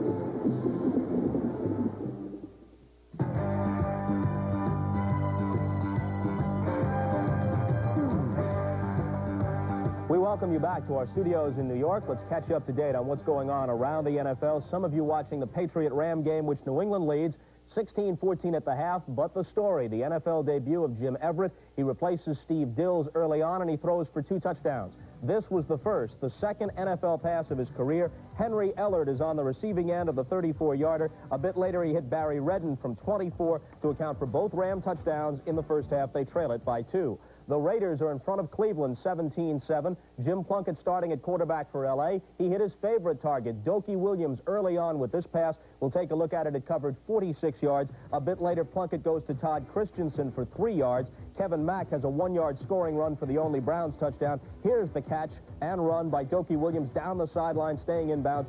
17-7 in favor of the Raiders. They are late in the first half in that one. Denver and Kansas City. The Denver defense has been the entire story. Randy Robbins sacks Bill Kenny on the play you're about to see, and Kenny coughs the ball up, and Andre Townsend picks it up and returns it 7 yards for a touchdown. On the very next play from scrimmage, the same thing happened. Kenny was sacked. There you see Townsend rolling in. Kenny was sacked. They recovered the ball at the 1-yard line. Gerald Wilhite scored from there. They also got a touchdown on a fake punt and a pass from Chris Norman to Steve Watson. And then Gerald Wilhite returned a punt 70 yards for a touchdown. So it hasn't been the offense for Denver. It's been the defense. 31-7 they lead. They'll go 2 games up on Kansas City in the AFC West. Dallas is at San Diego. They go to the half with a 10-7 lead there. Dan Fouts is at quarterback for the Chargers. The Jets in front of Indianapolis at halftime in that game, 14-9. And let's turn to Paul McGuire, who picked the Colts. No surprise there. He's picked against the Jets every week. He picks the Colts to win the game outright, and they are hanging tough. They're hanging tough, and they have 1 interception in the game and a fumble. But the thing that's really disturbing, I think, for the Jets is the fact that people are dropping the ball all over the place on O'Brien. And they're letting the Colts get to him. And I'm going to tell you something. You can't afford to get any more people hurt. They already got 1. Gastineau goes down. Suppose the Colts were to win this game. Would you go back out to the Meadowlands in your armored car to gloat? No, not at all. Not at all, because the Jets, they are a strong football team. But the Colts then may be in the playoff picture. Yeah, at 1-10.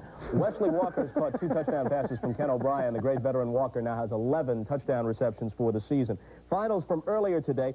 Cincinnati comes up with 5 sacks against the suddenly hapless Seahawk offense. They win 34-7. Esiason throws for better than 300 yards. The Giants over Minnesota 22-20. Raul Allegre kicked 5 field goals, a 33-yarder toward the end, won it, and this is what set it up. 4th and 17 on their final drive, and here's Sims with the clutch pass, good for 22 yards to Bobby Johnson. As Bill Parcells looks on, Sims celebrates. It allowed Allegre to kick the game winner with about 10 seconds to play, and the Giants go to 9-2. For the moment, a half-game lead on the Redskins in the NFC East. Skins home tomorrow night against San Francisco. Chicago trailed 10-3 at halftime, but they come back to beat Atlanta 13-10. Here's a big play early in the third quarter. Mike Tomczak, who did not have a great day, does come through on this play to Emery Moorhead, and the catch and run good for 85 yards. He is caught at the 1. Tomczak goes in on the next play. That tied it up. A Kevin Butler 44-yard field goal in the third quarter provided the margin. 13-10. Chicago wins it. Miami beats Buffalo 34-24. Dan Marino, better than 400 yards passing, 4 touchdowns. He leads the NFL with 27 scoring throws for the season. New Orleans goes to 6-5. They beat the Cardinals in St. Louis 16-7. Pittsburgh over Houston today. The final in that game, 21-10. All the scoring in the first half. Detroit beat Philadelphia 13-11 on Eddie Murray's 40-yard field goal with 12 seconds left. And Green Bay got 3 touchdown passes from Randy Wright. They win the Battle of the Bays over Tampa. Each club now 2-9, 31-7. The final today at Milwaukee's County Stadium. That'll do it. We'll send you back to the field.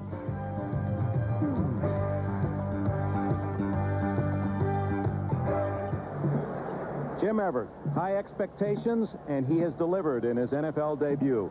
After missing on his first pass 6 in a row, 2 for touchdowns, 6 for 7 on the quarter, and 101 yards, a couple of scores. That was after the first touchdown pass, and that came after the second Irving Fryer fumble on a punt return. So the Rams, in essence, got 1 score out of a muff fumble. And, of course, on the other side, New England took advantage of the block punt. New England coming right back to even things out on special teams as Rod McSwain ripped in from the right-hand side. A mix-up in the blocking by the Ram punting team. You'll see McSwain, right-hand side of your screen. Perfect timing as he blocks the kick and then picks it up here and carries it into the end zone with all kinds of help. Later on, another near block as he actually went beyond the ball and almost blocked the second one.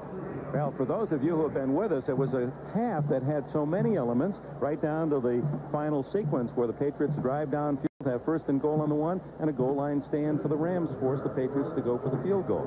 Excellent football, and really hard-fought football down on the field, the kind you enjoy being a part of and enjoy watching. And some surprises. New England able to do a fine job of containing Dickerson, who's carried it 10 times for only 25 yards so far on the day. At the same time, Collins has 5 carries for 25 yards, so they're able to get their running game going a little bit. But neither team showing the strength in their one-dimensional offenses. And we said that early.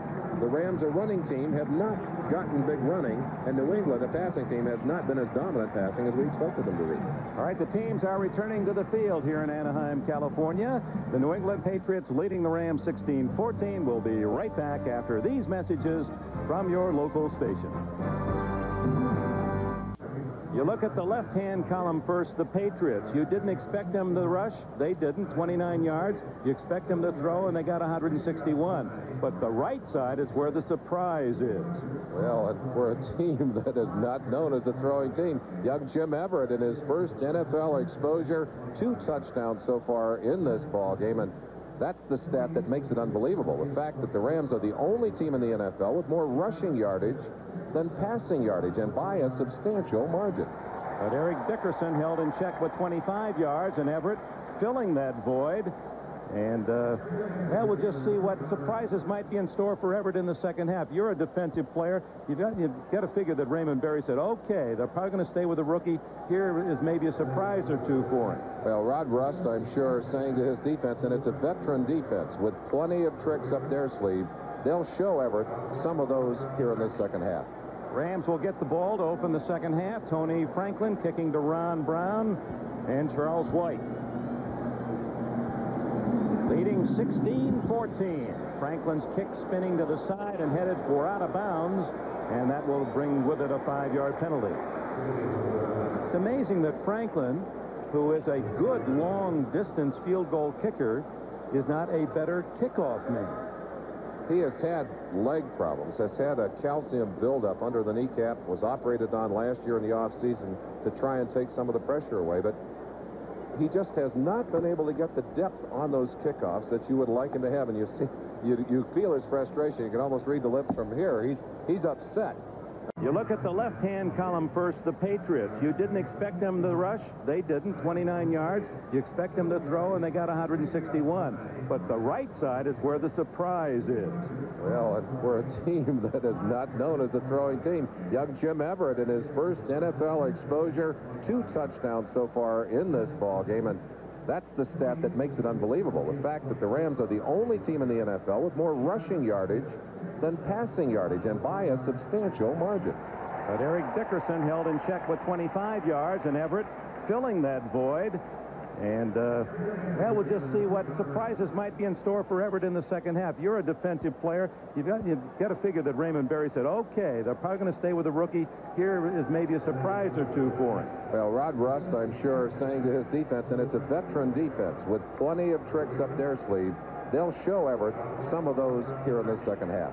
Rams will get the ball to open the second half. Tony Franklin kicking to Ron Brown and Charles White. Leading 16-14. Franklin's kick spinning to the side and headed for out of bounds, and that will bring with it a 5-yard penalty. It's amazing that Franklin, who is a good long-distance field goal kicker, is not a better kickoff man.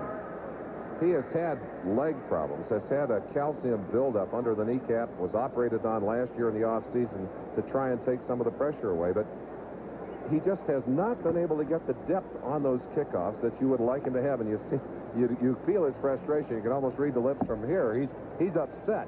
And of course, kicking on the angle, trying to get it into the end zone to eliminate the return, but now they'll move it back 5 yards, and as a kicker who doesn't have that real power in his leg, he puts his coverage team again at the disadvantage. For those Bear puppies, he said, boy, is it nice to be on this grass. As he warmed up yesterday, warm weather coming from a rather cold week in New England. He said he loves to kick on the grass. I might feel it's better for him on the carpet. High but very short.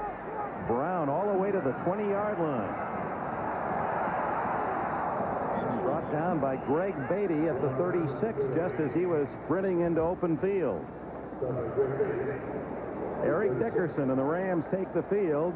Dickerson's longest run was 9 yards. He had a couple in that 5 to 9 range, but they kept him well in check, and a total of 25 for the half. That's the way you have to contain Dickerson. You can't let him break into the open with that speed of his. If he gets away, he's gone. He's got 4 fancy automobiles and 95 pairs of shoes, and that comes from some long runs, not those 9-yarders. Everett comes out throwing and hits Ellard. Was he in bounds? Yes, at the 50-yard line. That's 7 in a row from Everett, and most of them to Henry Ellard. Let's see if he's in bounds. Looked to me like he just got those toes down. Does he have the ball? He does. What a play. And that's a real ballet job. You know who that looks like? Raymond Berry. You remember those classic shots of Berry on the sideline, touching those toes down? Yeah, Berry had the best look in the house. He was about 5 yards away from Ellard. First down at the 50.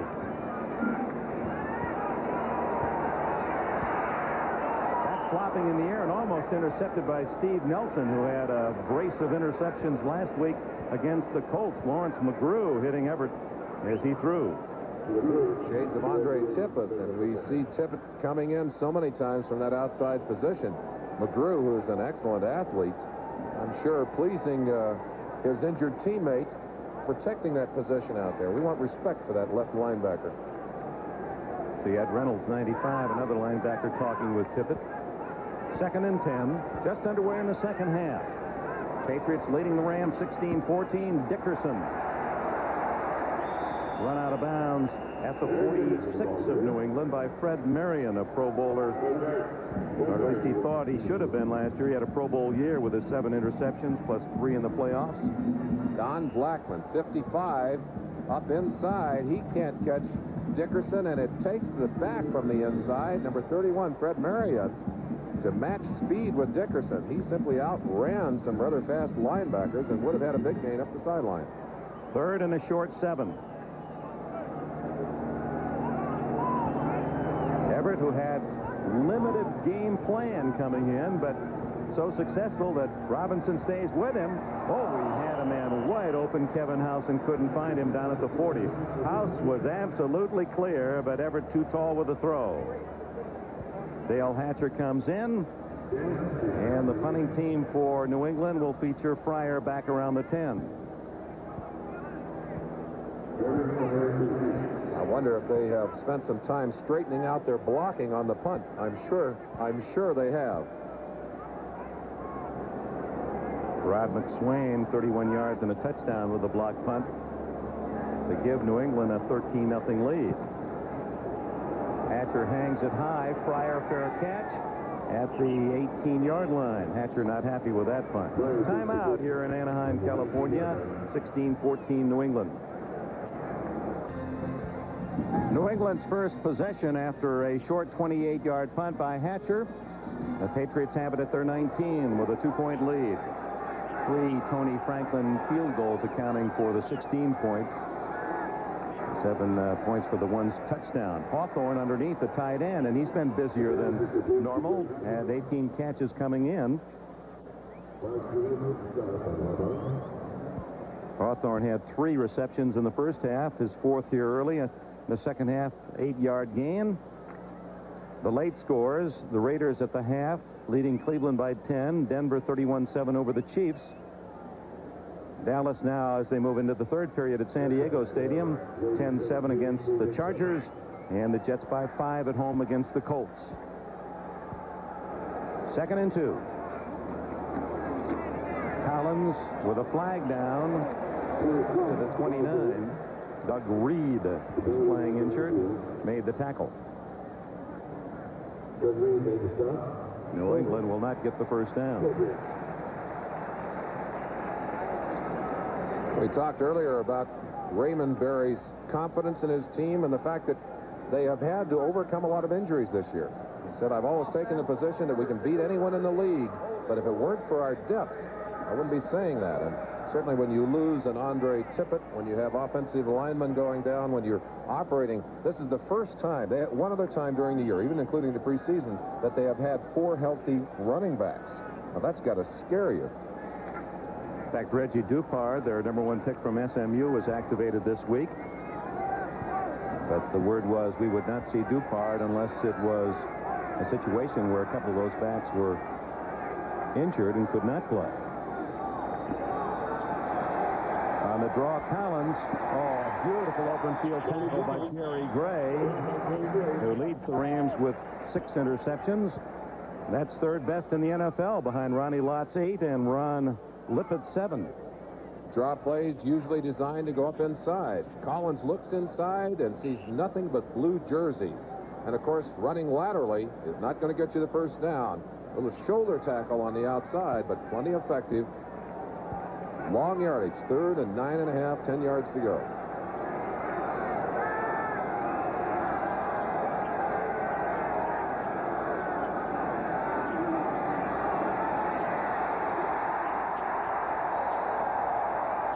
The 4th sack for the Rams faces this Anaheim Stadium crowd. Kevin Green and Sean Miller collaborating.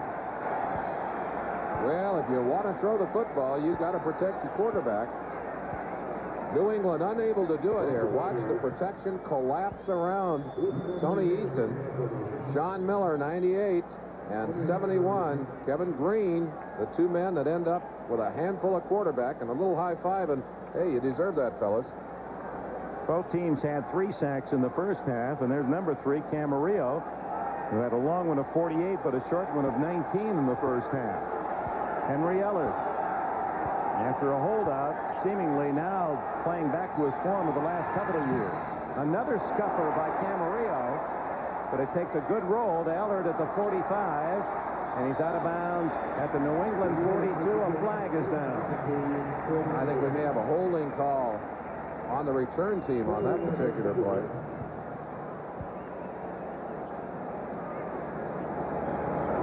A 44-yard punt with a fortunate roll and a 13-yard return. Let's see if it holds up.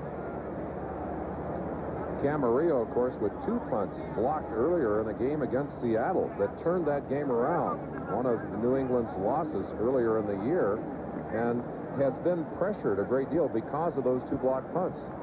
The first 2 he'd had blocked in the NFL, and he said, hey, since that happened, there have been a lot of people coming after him, and that forces you to hurry and occasionally will force you into the bad kick. His second bad kick of the day, but he got away with that one.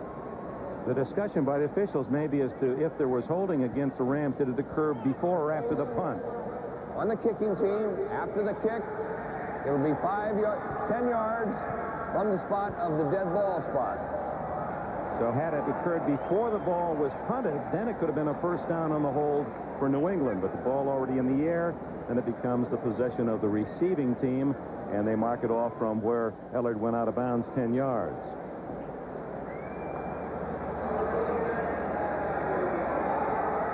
Wait a minute, they've gone the other way with it. Timeout. They've taken it down to the 37-yard line with a timeout.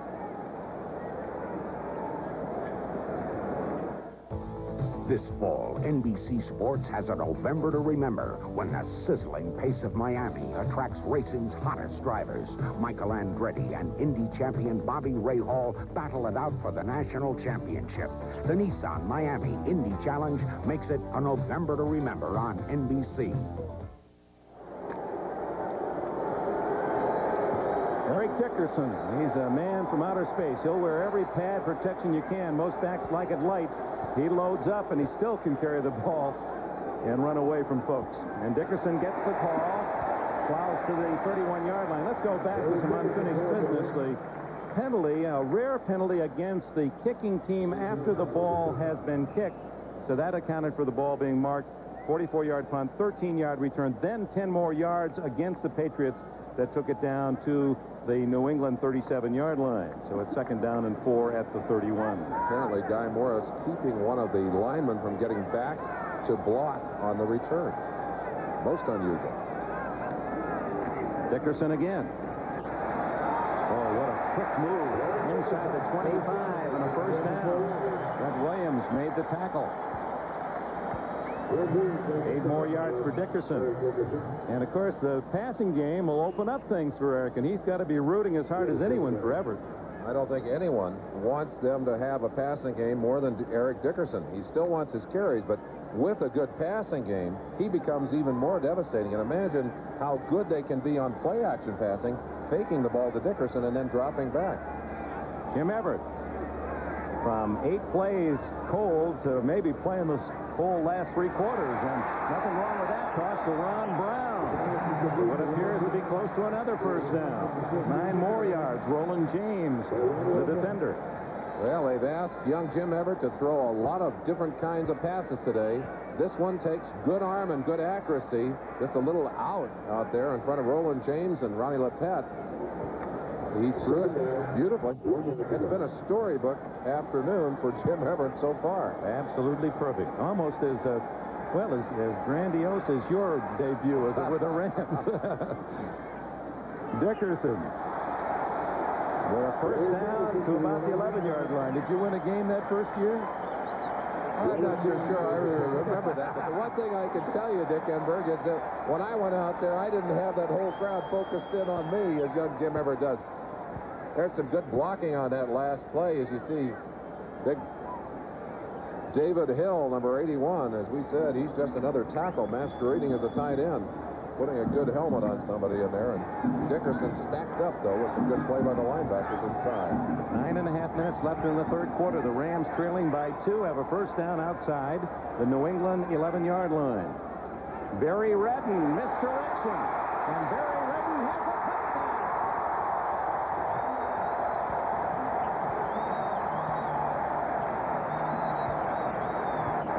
Now the Rams had some special plays designed for the Patriots. I have a feeling, Merlin Olsen, that was one of them. It certainly was, Dick.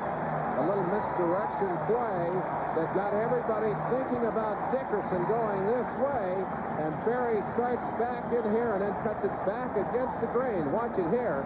He starts over, then he comes back against the grain. Good block by 75 Pankey, and there it is, all the way into the inside, and they were looking at Dickerson. They got a whole fistful of Barry Redden.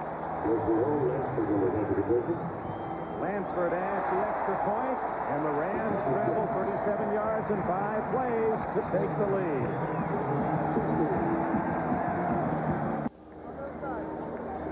So the Rams used only 1 pass that time, the 9-yard throw to Brown, and the rushing game gets them back on top. 21-16 with 9:15 left in the 3rd quarter. The middle man, Stephen Starring, with Cedric Jones to his left and Greg Hawthorne to his right. Lansford to kick it off. Late afternoon shadows now have grown over the field here at Anaheim Stadium. Lansford hits this one deep. 1-yard line, Starring. And he returns to the 27-yard line. Let's go back to the touchdown by Redden. As Redden starts in motion, watch the 2 linebackers, Nelson and Rembert, reacting to their left. The secret to the play, however, is great blocking inside by Newberry and Pankey, who leads up through the hole. Now watch it as it breaks. You see Redden driving over the 3 new plays put in for Redden by the Ram offense this week. The first block on the outside, Newberry. Second block right there, Pankey. And then Redden just does his job by running over an out-of-control Roland James and then powering over Fred Marion, number 31, into the end zone. Barry Redden was the #1 draft pick of the Rams in '82 out of Richmond University, and many feel he would be a star with a lot of teams that lost in the shadow of Dickerson, but a terrific runner. Eason just does get it away, and that could be trouble. Collins scrambling, and it's still a big loss. Sean Miller made the play. Reggie Doss as well. Kansas City gets another touchdown, trailing by 17, however, at Denver. San Diego. The Chargers, after their win 9-3 at Denver last week, come back trying to stun Dallas in San Diego, and the Jets hold on to their 5-point advantage. San Diego playing defense. Al Saunders, their new coach, says it's going to be ball control and defense. And Dan Fouts returning to the lineup for the Chargers. That doesn't hurt. Eason, a quickie. Tony Collins to the 35. Going to be close at the 36 to a first down, but a yard shy on 3rd and 1 then coming up. 15 yards on that play. Jerry Gray got him out of bounds. Tony Eason and Ken O'Brien, it shows you geographically how small this world is. Eason is from Walnut Grove, California, about 25 miles from Sacramento. Walnut Grove has less than 1,000 people.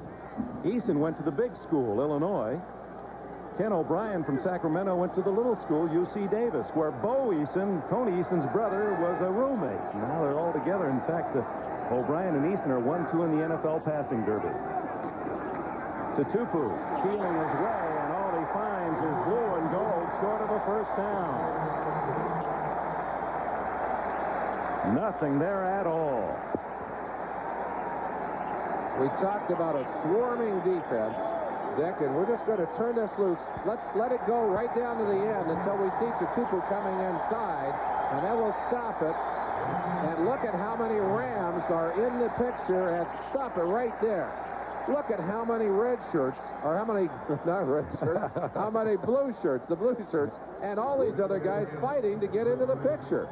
That is amazing defense. Look at that. Before he went to the ground, there are literally 11 defensive players who had a chance to reach over and be a part of that tackle. Now, Camarillo has had some problems of his own punting today. The kick to Henry Ellard.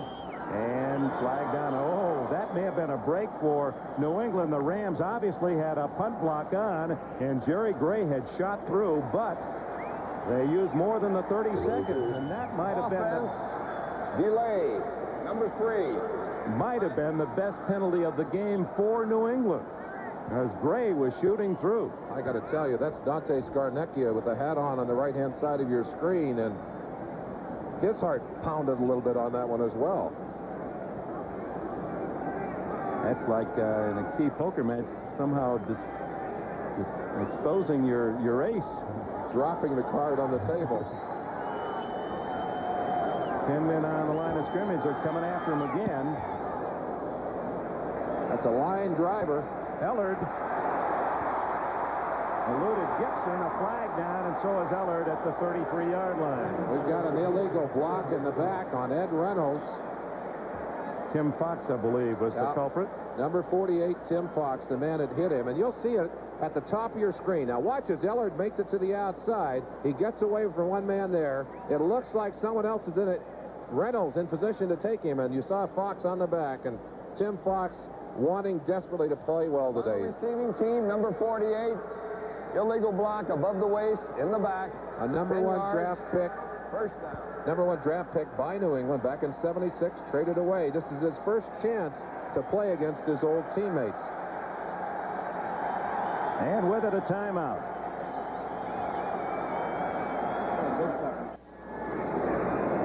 Well, a team that has rushed more than it has passed yards gained this year, and 3-1 in favor of passing. And Jim Everett's influence very prominent there. A young man who said that Lenny Dawson was his idol. One of the reasons he went to Purdue University from Albuquerque. His dad is a professor at the University of New Mexico. This handsome young man is making his presence felt in a hurry. Dickerson.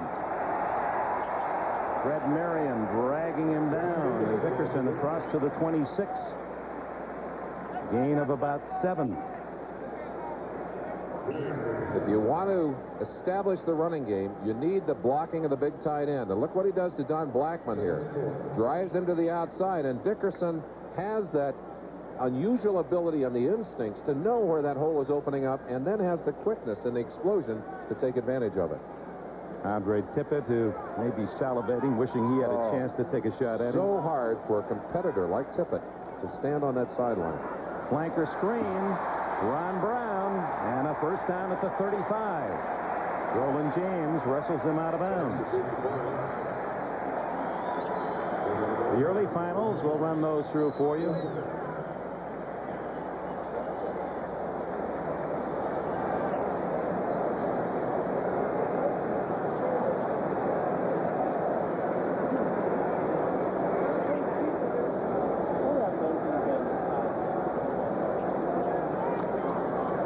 Now, the biggest surprise of the day could be in San Diego as they lead the Cowboys by 4. First down. Rams, they lead 21-16. Barry Redden. Oh, he was one block away from breaking that one for a long, long gain. Don Blackman may have saved about a 30, 40-yard play. Again, the defense looking for Eric Dickerson. You'll see it from the backside. They're expecting Dickerson to have that football. But it's almost the reverse of an earlier play, different position for Redden, but he's coming back against the grain, getting good blocks in there by Dennis Hara, number 60, and the center on that play, Doug Smith, as he broke it up inside to get close to the first down. 2nd and 1. Ooh, good long arm fake, and that one thrown away as his man Ellard. You know, it was not open. It almost seems as if, and talking with Coach Robinson yesterday, he said, well, we're going to basically give him one primary target, and as soon as he's not covered, the second. But it's no question who that primary target was. Henry Ellard has been the man almost every time that Everett has looked for initially. You see the plays being signaled in. You're absolutely right. And look at that smile from Jolly John. You better believe he can smile. He said, Plan A is to put Everett in and keep him for a series. If he doesn't play well, bring him out. Plan B, put him in and leave him there for 10 years. Eric Dickerson has the first down out to the 47. Flag is down, and so is Dennis Hara, number 60.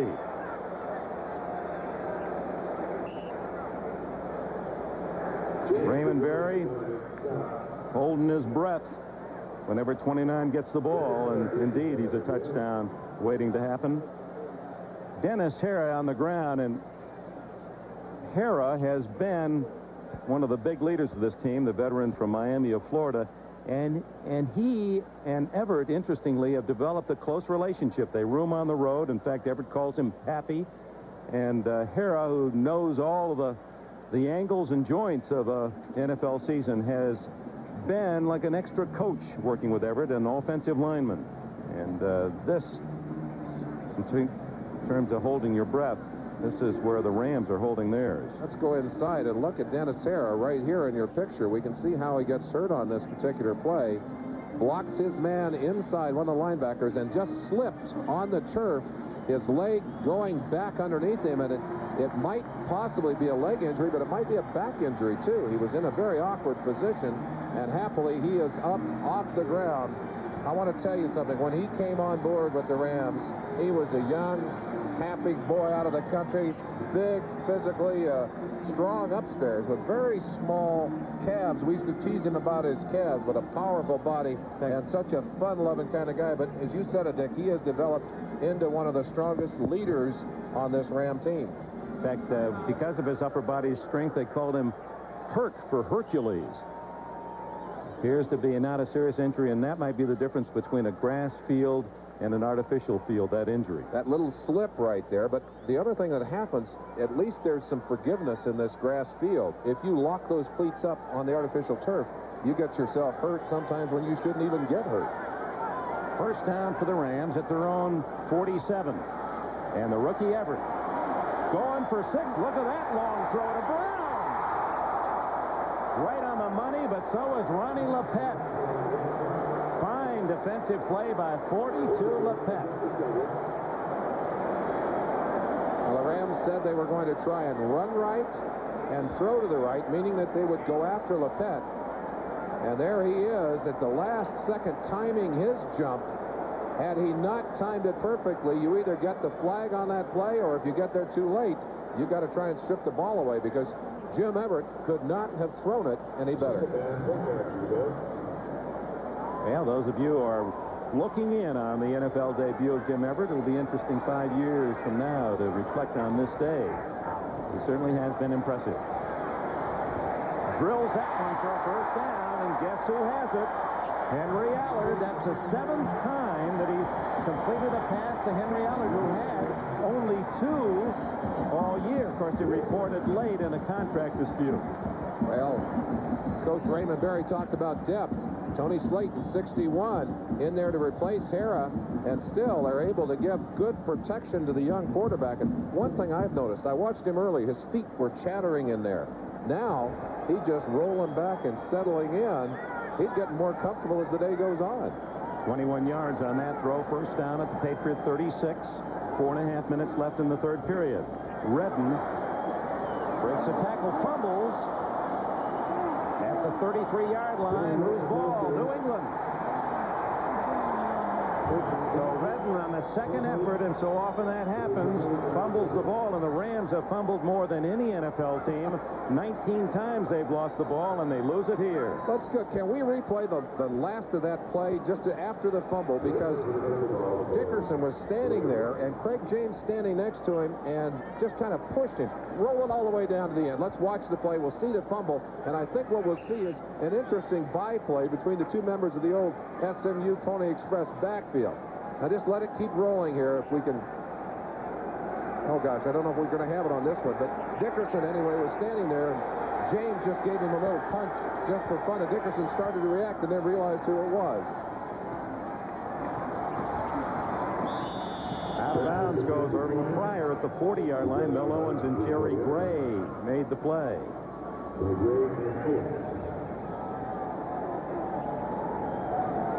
So New England stopping the progress of the Rams, who certainly have taken command in this third quarter. The running game complementing Everett's passing, but Redden, who scored the touchdown on the 11-yard run, fumbles it away.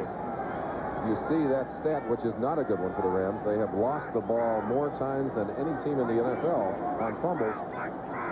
Dickerson has had problems hanging on to the football this year in particular. Good catch by Morgan, who had to reach back to pick that one off at the 50-yard line. It's a first down. Ekron with the tackle. So Morgan gets 10 more yards. The Steamer from Tennessee continues to be not only a tough receiver. He gets 5 catches, but he's got the threat to go deep, and now he's catching the tough ball, and that was not an easy catch. In traffic. You're absolutely right. Spinning around. Earlier in the year, what do you have? 300-yard games back-to-back, and was going for a 4th. Didn't quite make it. New England now trailing by 5. 3 minutes, 40 seconds left in the third quarter. From midfield, Eason lets it go deep for Morgan. And he's 5 yards too long. There was just a little bump in the middle of the pattern, and Morgan pointing at Jerry Gray saying, wasn't that an illegal bump downfield? They said incidental contact, but that was the difference in that one being a touchdown. Well, let's look and see what happens. Now, beyond the 5-yard zone, you're not allowed to touch the man, although if they consider it incidental contact, then I'd agree with you, Dick. But a smart play by Gray, who I think felt the positioning of the officials and knew that his body was going to shield that little bump. And, of course, Morgan is saying, how did you let him get away with that? But good defensive backs always know where those officials are, and they know how to use that subtle little tap and the subtle little grab. Eason, a little quickie, incomplete to Craig James. After going deep, they tried to throw underneath, but Eason had to unload in a hurry. Kevin Green putting the pressure on. Well, you say the defensive backs know where the officials are. Are you implying that defensive linemen don't? Well, did you know where they were? Yes, I knew where they were, but sometimes I wish they were a little closer so they could call all the holding. Oh, you fellas never did anything. No, I got to tell you that the offensive linemen know where that umpire is, too, and they know that he's over on the side of the tight end, and on the backside, very often knowing that, they'll use that outside hand just to hook. 3rd and 10. Eason has a man open, but can't find Starring at the 35-yard line. Pass too tall, and the punting team comes on. New England, after working so effectively on that short passing game early in the ball game, now having trouble moving the ball against the NFL's #1 rated defense. Don't forget, next Sunday on NBC, some outstanding action again will be at Giants Stadium as the Broncos and the Giants, 2 first-place teams, do battle. Pittsburgh, Cleveland, Buffalo, New England, Indianapolis, Houston, and 1 late game, Kansas City and St. Louis.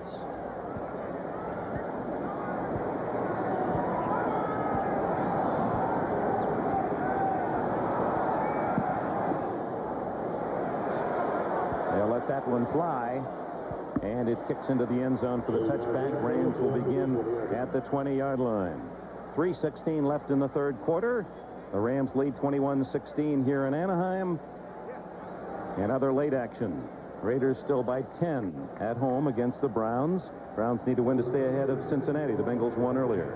Denver apparently cruises on against Kansas City, the surprise team in the West, 7-3 going in. San Diego now leads by 11 in the 4th quarter, early in the 4th quarter, and the Jets have opened an 8-point lead against the Colts.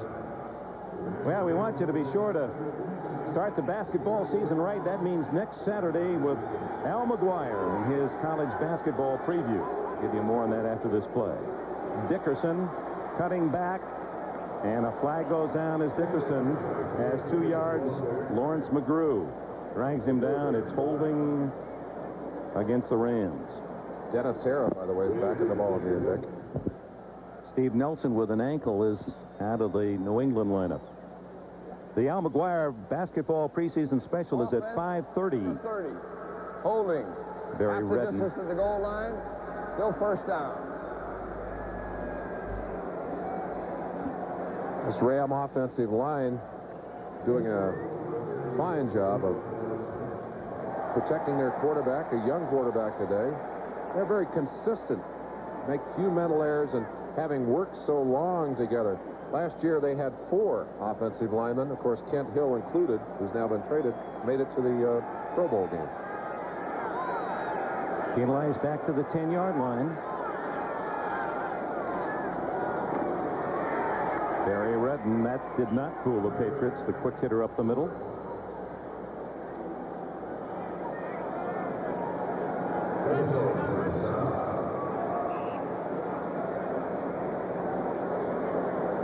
.234 remaining in the 3rd quarter. Yeah, I know Al McGuire would be upset if I didn't mention that he went to prison, went to Joliet, just to bring you his own unique view of what's ahead. College basketball, he'll have all the top players, his picks to the top teams next Saturday. Everett airs it out. And again, a beautifully timed defensive play, this time by Raymond Claiborne. Claiborne is a star defensive player, and he's jawing with the Rams on the sideline saying, I didn't interfere. That's just an all-pro play. Let's go in and look at the protection that they gave Jim Everett to give him time to get that ball away. You see some real smashing going on the line of scrimmage. This is the end of the play. What they said is that Claiborne touched the ball. And there you see him touching the football so that they do not call him for interference on Brown. Had he not touched that football, I think they would have called it. Claiborne, who did not miss a start in high school, did not miss a game in college at the University of Texas, and he's not missed an NFL game now in his 10th year. That is absolutely remarkable. 18 consecutive years without missing a game. 3rd and long, and they go to the draw to Dickerson. He's got a little running room, but the white shirts close in at the 19, and the Ram punting team comes on. 7 yards for Dickerson on that carry. Now, when you hold him under 100 yards, your defense has done a good job, and he got only 57 last week, and he's looking at about 50 this week. Actually, he's over 60 now with that run.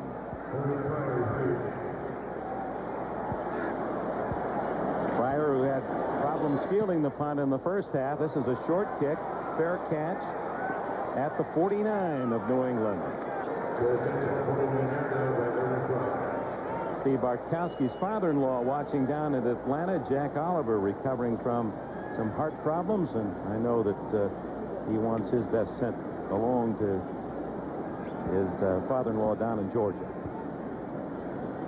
I think one of the things we expected Rod Rust and that New England defense to do more of is jumping around and blitzing and so forth, but you've got an equalizer over there. Kind of hard to do that when you still have to concentrate on Dickerson, and you know that he is such a threat to go deep. Great protection for a young quarterback. Trailing 21-16, Tony Eason goes to work for the Pats. Intercepted by Leroy Irvin.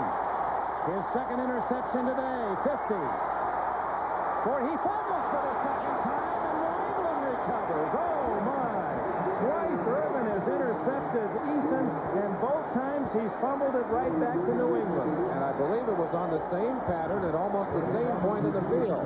The primary receiver right there, Irving Pryor, just as it was earlier. The early one, Pryor tipped. Did he get a tip on that one? No, Irvin just had better position, runs into Giroux, his own man, heads up the sideline, and let's see what happens at the end of it. You remember the last time it was Craig James that recovered. Beatty, number 48, knocks the ball away. Ron Wooten with a chance to get it. Tony Collins. Tony Collins, the man that finally gets his hands on it on the sideline. And now they're saying no fumble, but that's the whistle certainly couldn't have blown that one dead. There's no way. Let's go back and look at it. I'm sure the instant replay will come. Let's look and see what he does. Does he touch the sideline? No, that ball is out. There's no way that that's anything but a fumble. Someone else went out of bounds near the play, and the official closest may have been screened and thought that that was Irvin himself. But obviously he stayed in play, and it was clearly a fumble. And here's for the second time, the instant replay is going to be a positive contribution in this game. A touchdown was part of the instant replay, the first touchdown thrown by Everett to Henry Ellard. On the play, Los Angeles had the ball, fumbled. There was an inadvertent whistle. The ball automatically goes back to the team that fumbled the ball. It's a Los Angeles first down. Oh, my. That's one of the things that can happen on the field, and it really negates all of the technology that they're trying to utilize. Inadvertent whistle, and it doesn't matter what happens after that whistle blows, the ball is dead. You go back to who had the ball at that time. So at some point here, the whistle was blown on the field, and no matter what happens after that, the ball will go back to Los Angeles. Somebody must have exhaled. If you blow the whistle and a guy runs for a touchdown, you bring it back too. Bring it back to the spot. Well, Leroy Irvin, part of that, he's right. So the Rams with a gift. And let's see if they take advantage. Dickerson on the screen. Breaking tackles all the way to the 15.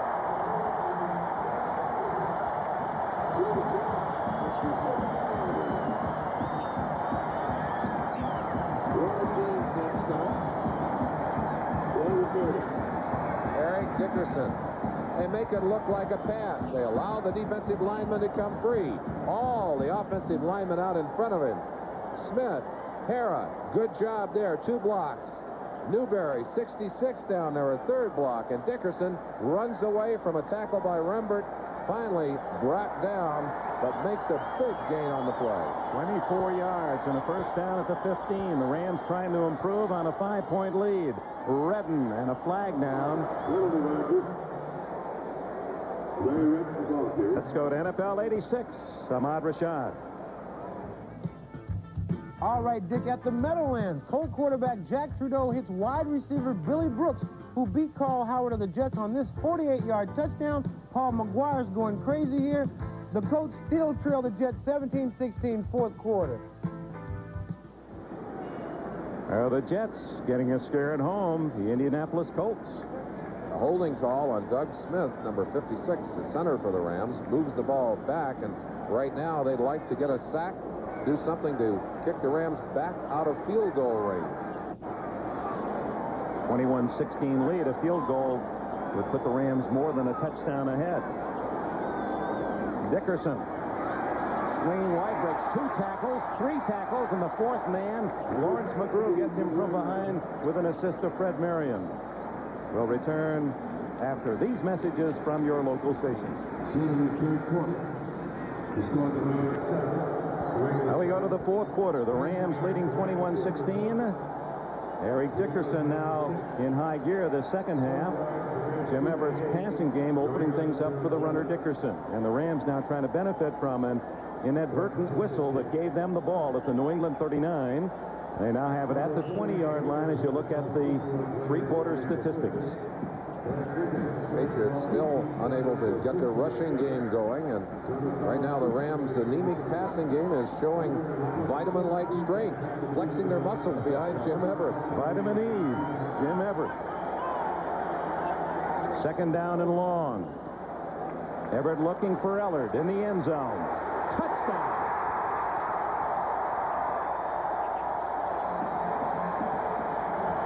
There is no question that Jim Everett and Henry Ellard going to go out and eat supper tonight. They've been together all day.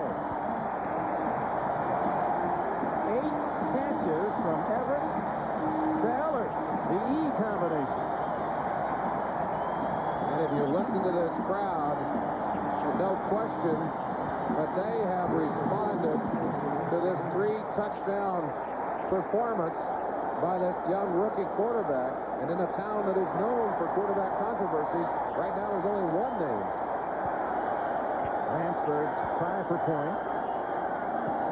Makes it 28-16. That number 11 was worn by a pretty good Ram quarterback of old, Dutch Van Brocklin. And Jim Everett's doing it proud today. Today's game is brought to you by Ford and your Ford dealer. Have you driven a Ford lately? By Budweiser, beats with age for that clean, crisp taste. This Bud's for you. And by Hewlett-Packard, the people who turn your business computing problem into a business computing solution.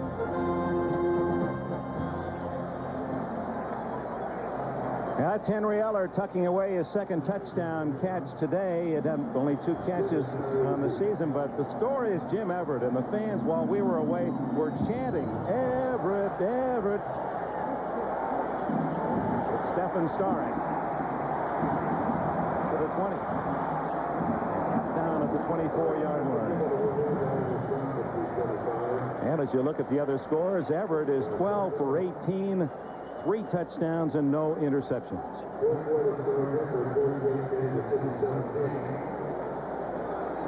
Well, Indianapolis, Dallas, and Cleveland making things tighter in the other games. Well, the Rams led by this young man from Purdue University, Jim Everett. He's got this crowd turned on and his teammates as well. What a sensational start. Now New England, plenty of time, 14 minutes, 43 seconds left to go to work. Let's not forget that in a way was a gift touchdown for the Rams. Collins to the 31, in that the ball had been fumbled away. New England had recovered only for an inadvertent whistle to give it right back to the Rams, and they scored 39 yards in 3 plays, 20 yards on a touchdown to Ellard. The Patriots know you can't change that. That's history. What they have to do right now is change their fortunes offensively here in the second half. They've got to get a drive together. 4 touchdowns scored by the Rams. The Patriots led 16-14 at the intermission. And under pressure again, 3 men on Eason, who tried to find Greg Beatty, but he was throwing off balance. One of the differences between these two teams today, when you have the running game and you force a team to respect that running game, it's much easier to protect your quarterback. When you are relying almost strictly on the pass, and that's where New England is right now, then the defense plays a different game against you. And the result is that you get more pressure on that quarterback quickly. 64,339 at Anaheim Stadium. They'll go home talking about Everett. And Eason hoping that they'll be talking about a losing effort. He tried to hit Beatty, and the flags are down, and apparently there was a hold on the Rams trying to stop Beatty, who was breaking into the clear on the far side.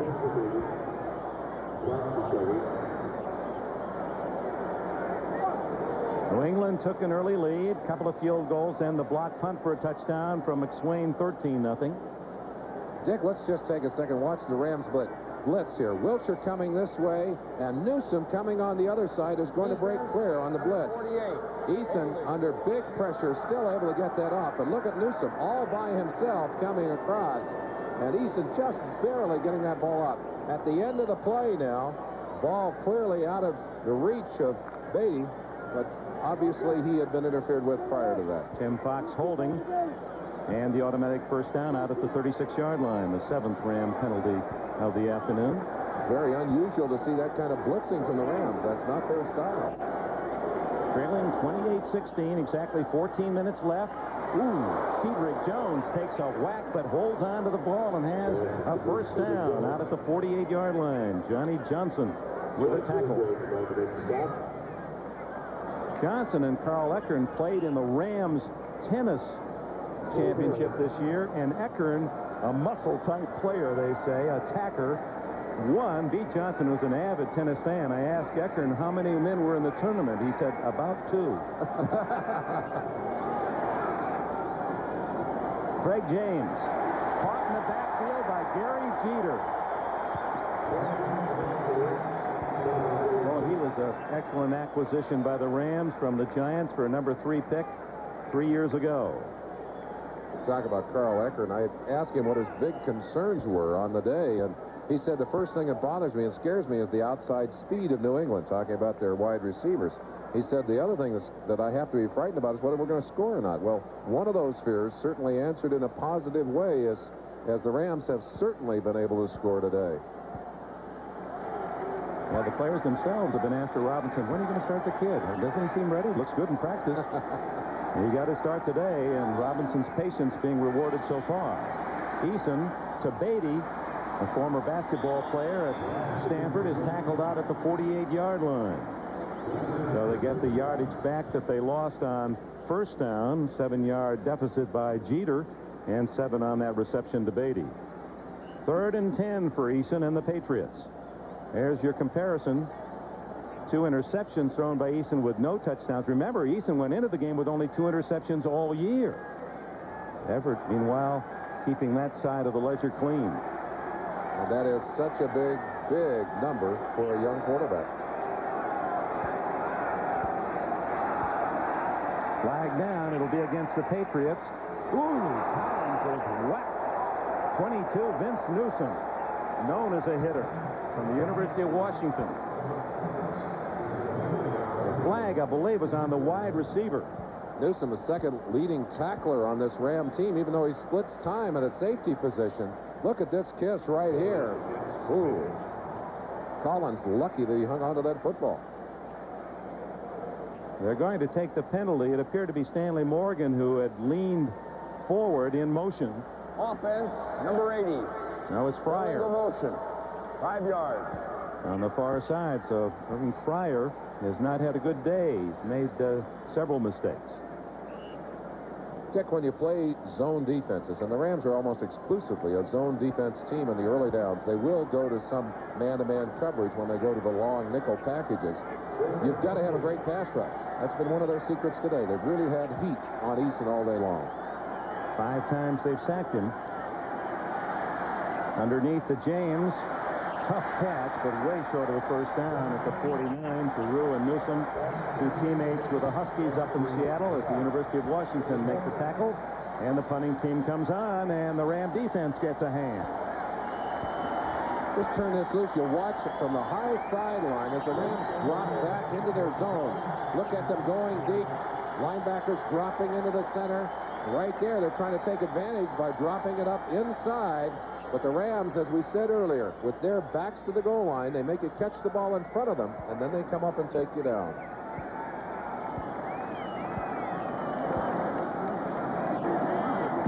Camarillo, he has another bad kick off the side of his foot.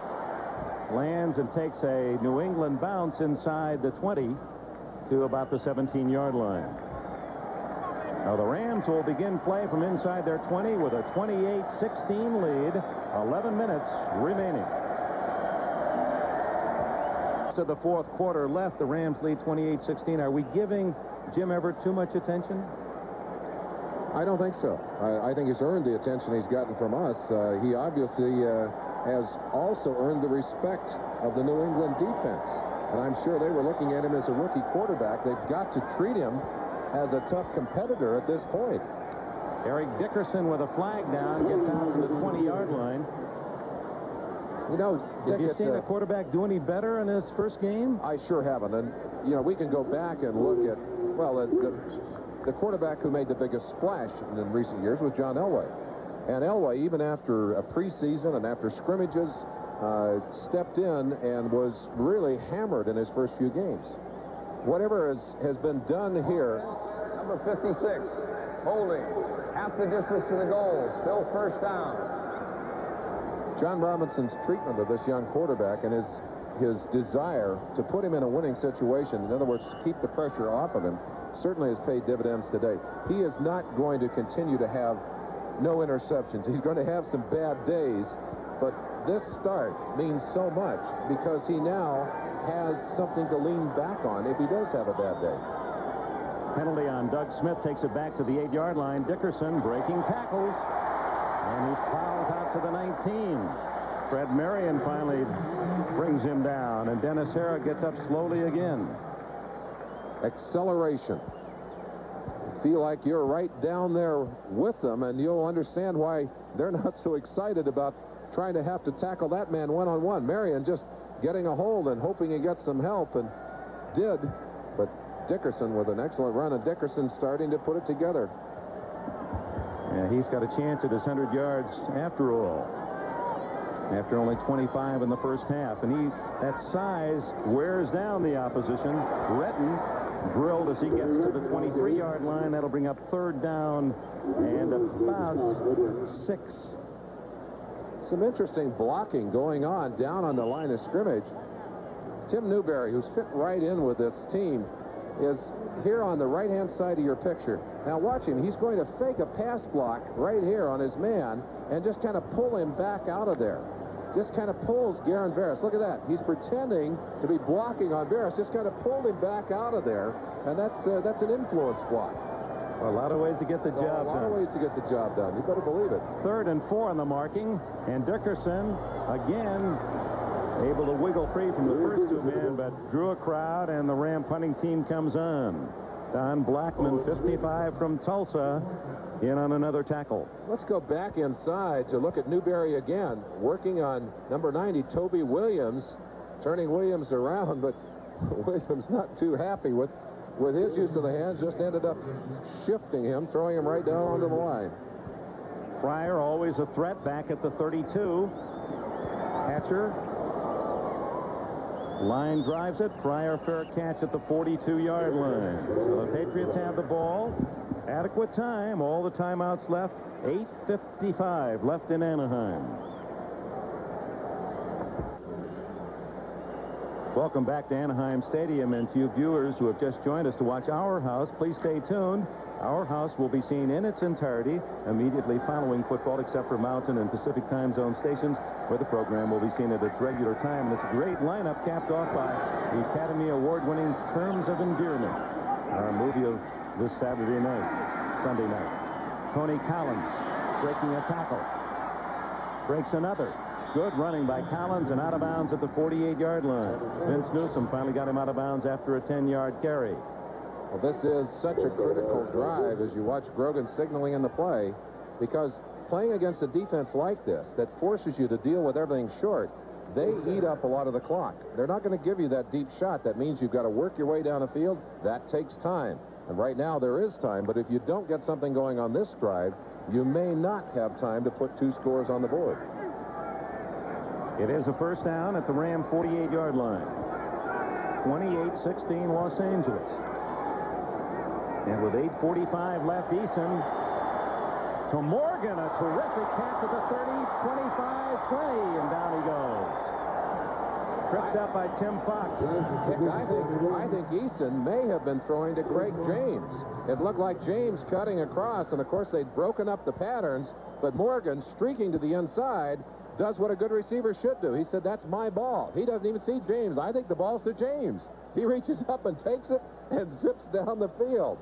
Quick hands by Stanley Morgan. That's his 6th catch. Here's a better look at it. You see, well, it could indeed have been to James. I think it was, because I don't think Eason could see Morgan streaking across to the inside. 6 catches for Stanley Morgan, 100 yards for him on the day. First down at the 20.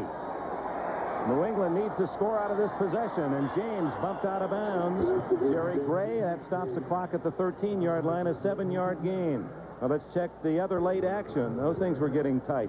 Well, the Raiders move back out to a 10-point lead at the Coliseum. Denver apparently goes on to win again. Dallas is within 4 of San Diego, and it's an 8-point Jets lead at Giant Stadium.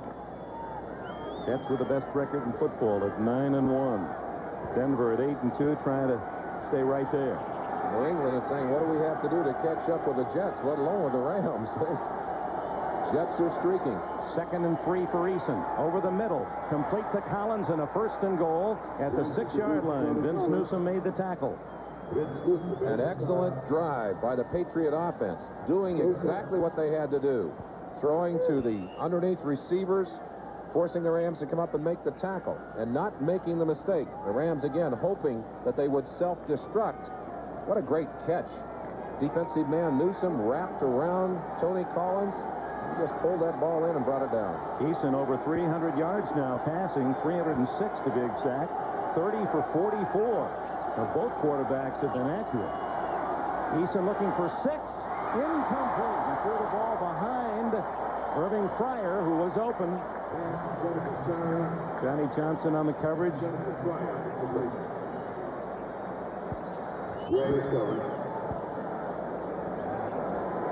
Looking at that play from behind, the Rams blitzing again, the crisscross blitz we saw earlier. And that pass, had it been in front of the intended receiver, Irving Fryer, would have been a touchdown. It was Jerry Gray, indeed, who was there, but he wasn't close enough. Yeah, he had him beaten.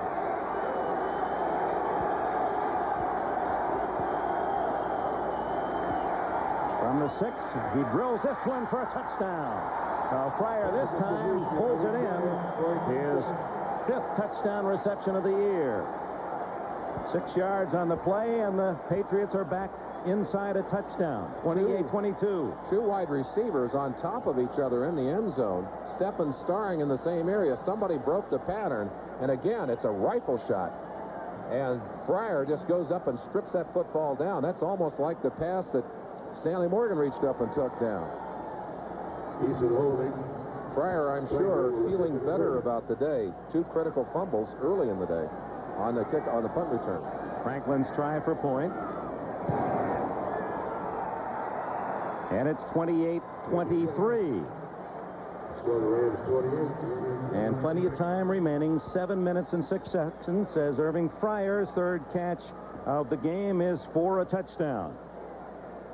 And actually, usually when you see two receivers so close to each other and watches both come from the right of your picture into the end zone, usually that means you're drawing coverage in there. I think either man, well, no, on the backside, appeared to be Starring, was occupying someone and actually served as a screen. And Fryer says... that could get you in trouble. They're being a little more lenient about those end zone dances, I guess, determining that that one was spontaneous. Yeah, let's hope they are. I think that's part of the flavor.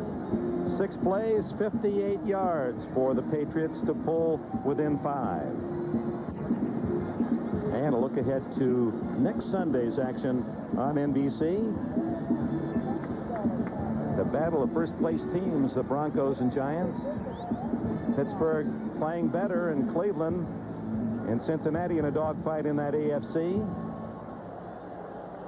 Indianapolis at Houston and Kansas City at St. Louis. A battle for bragging rights in Missouri, our only late game.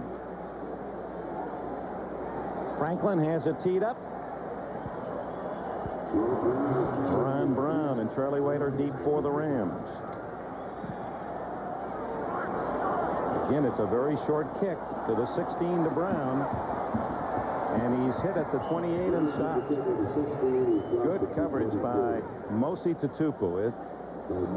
If he doesn't, he's got to get a lot of consideration for Pro Bowl special teams player. Boy, what always does. In fact, he's been there as a Pro Bowl special teamer. Last week, had to do all of this running on special teams and play virtually almost every play on offense. Look at him just go right through, runs over Tony Slayton, and then gets a hold on Ron Brown and won't turn him loose. Oh, that is brilliant special teams play. The ball at the 29-yard line, and the Rams with the lead, 28-23. Jim Everett, who has been close to perfect, and now the Patriots hoping it's time that he makes a mistake.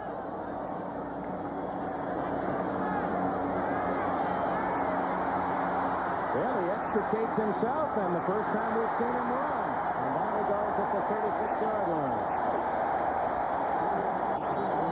Darren Barris made the stop. Not the fleetest of quarterbacks. In fact, reminiscent a little bit of another Ram quarterback of about the same stature, Roman Gabriel. Used to call him the ladder because he ran straight up and down. Here he comes to the outside, doing what he has to do, covering a lot of ground with those long strides. But boy, he better learn to tuck that football away. Got himself on the ground. Well, he passed the test there. They allow progress to the 37-yard line. 2nd down and 2. And it's Dickerson's turn. 1st down as he tumbles out to the 43-yard line. Well, you could just see Dickerson felt that he was looking at a touchdown. That thing was starting to open up. He was unhappy with himself. I think he was mad at somebody. Thought somebody had grabbed at his face or at his mask. He had words with Lawrence McGrew, number 50, on that play. Dick, one of the things that makes this Ram team so tough when they can get a lead coming out of that 3rd quarter is that man right there. He can run the football. He can control that clock. And right now, the biggest thing that they're thinking about on the Rams sideline is let's eat that clock with the running game, get that ball down the field, and try and eliminate an opportunity for New England to get a shot on the board again. Well, he gets another chance. Draws a crowd at the 46-yard line, but even when you stop him, he gets his 3 or 4. Don Blackman made the tackle, and of course the Rams want to chew up the clock and at the very worst get in field goal range and get that 8-point lead again. The Rams are 27-3 over the last 4 years when they lead after 3 quarters. Now that'll tell you what you can do when you have a powerful running game and a defense that forces you to work slowly down the field. Now those are the 4 years they've had Eric Dickerson. Absolutely. Barry Redden, and there it is again as they look to Dickerson and give to Redden. That set up and actually led to Redden scoring on an 11-yard play earlier. That'll be just shy of the 1st down. Ed Reynolds. We've seen such big plays coming back against the grain by Redden with everyone reacting initially, and all you need is a step. If you can get that defense to take 1 step out of position, you can get in position to block them. And of course, Redden is a fine runner in his own right. 6 rushes, 27 yards on the day, a fine average. He's over 300 yards for the season. It's tough to get 300 when you're playing beside an Eric Dickerson. 3rd and 1. And it's Dickerson, sweep right. And a First down out to the 42 of New England. Raymond Claiborne and company on the tackle. The Rams are using Duval Love as an extra tight end in a 2 tight end offense here. They've got really 7 offensive linemen on the field. Look at that spin, though, as he just whipped his body back to the inside. But right now, New England has got to get something stopped. And in the first half, he was all under 9 yards. Now he's opened up some bigger gains and a lot in that 5 to 9 yard range. Nothing much there for Barry Redden. That one did not fool the Patriot defense. Clock continues to run, though, against New England. Few emotions erupting on the field. Again, Lawrence McGrew in the center of things as he and Pankey pushing at each other. And of course, that helps the Rams because all this time the clock continues to run. Under 3 minutes, 28-23. The Rams lead. One of the best things that Raymond Berry has done is to help his team control the turnover situation. And right here, they're thinking takeaway, turnover. Figures Dickerson will get it and does. He has 91 yards prior to this carry, and he's inside the 35-yard line before Marion can make the tackle as he picks up 8 more. Unofficially 99 yards for Eric Dickerson. Eric Dickerson will be the first to tell you that without these men opening up holes for him, he doesn't go anywhere. Number 60, Dennis Hara, good job. Hill, David Hill, 81, good block on his part. Good job inside. I'll tell you, those guys are doing a super job. Pankey, Newberry, Smith, Harris, Slater, all doing a good job of controlling. Robinson is upset because the clock had stopped for all that time.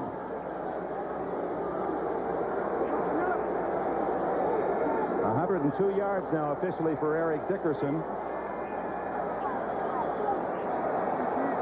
Over the 100 mark again. This is a 3rd down and 2.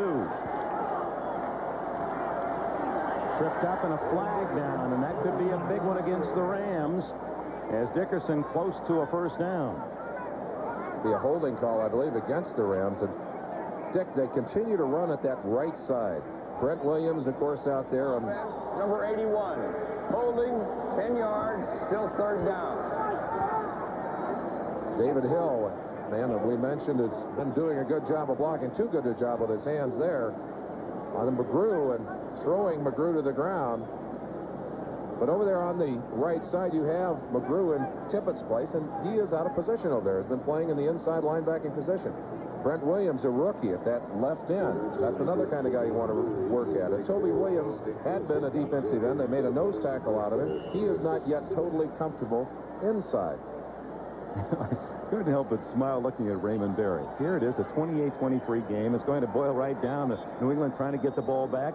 And he has to be, at least outwardly, the most relaxed man in the house. He just doesn't show any expression. He leaves that for everyone else. Clock runs down to the 2-minute mark. There is the 2-minute warning in Anaheim. Young Jim Everett, Dick Corey, the offensive coach, and John Robinson. Run or pass? What do you think? Well, it's either going to be a low-risk pass or it's going to be a run. I would think that I would give it to Dickerson, hope he could pick it up. If not, I'd punt it. I'd put my defense on the field and say, I don't believe you can push it all the way down on our defense and put it in the end zone in the time you've got.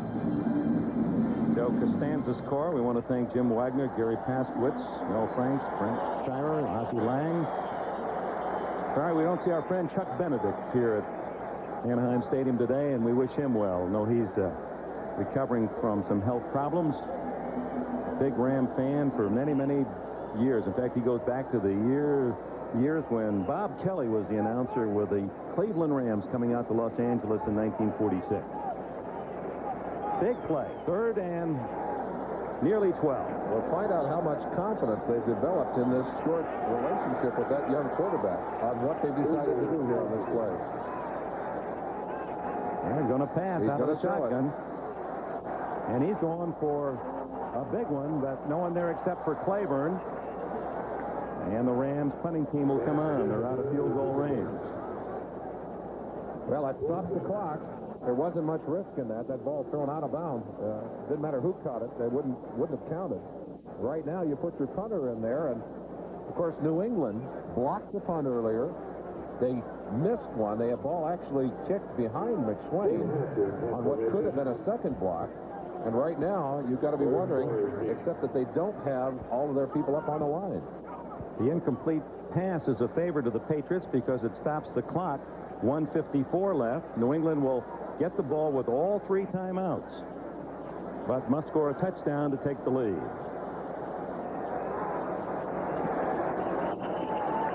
Too much time. Oh. Mike McDonald on that snap put it right on the ground. That's a perfect opportunity if you're rushing a punter. The crowd moaning because the ball, like a wedge shot, stopped dead at the 1-yard line, but it appears that the Rams did not get the kickoff in the 30 seconds time. I don't know why the conversation with the sideline. Take him back, he says. I guess they would have the option, obviously. Offense delayed. 5 yards, still 4th down. Raymond Berry says move him back. There's Mike McDonald. He's not a long snapper. He says I'm a hiker. He is a specialist. That's all he does on this team. Snap that football. Robinson needed somebody who was accurate in hiking the ball, and so he went back to one of his collegians at SC. Fryer, fair catch, 13-yard line. He made sure of that one. Vince Newsom camped right there at his side. So Tony Eason brings the Patriots on the field. 87 yards away from the Ram goal line. New England, after a quiet second half that saw the Rams score 2 touchdowns, Redden 11-yard run, and Everett Taylor 20-yard pass. And then Eason led the team downfield 58 yards with a cap or a pass to Fryer, and now more than enough time in this game. 1:45 and 3 timeouts left for Eason. Key here is to be patient. Fryer to the 21, 22-yard line. About 8 yards in the play. Wiltshire and Newsom with the tackle. Plenty of time to work the ball down the field. They'll go without a huddle. Eason calling it at the line very quickly. Steps back again into that shotgun formation.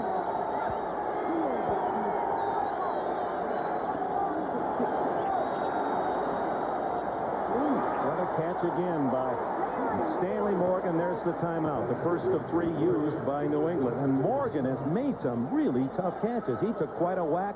Keeps that one in possession. Let's take another look at 174-pound Stanley Morgan.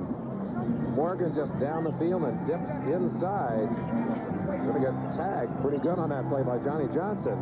But he continues to suck that football up 7 times today. He's caught it, and very often in traffic, for 115 yards. That gives him 57 catches for the year. That's one under his all-time best, 58 back in 1983. Eason. And there's a big defensive play by the Rams. Kevin Green, number 91. He's from Auburn. Well, the Rams very high on him. They say he's an impact player, 255 pounds. He can go right over the top of some of those backs and blockers. He did on that play. New England with 2 timeouts left. We're at the 1-minute mark. Eason with a quick release to Fryer out to the 48-yard line. Short of the first down. Going to be third, about a yard to go.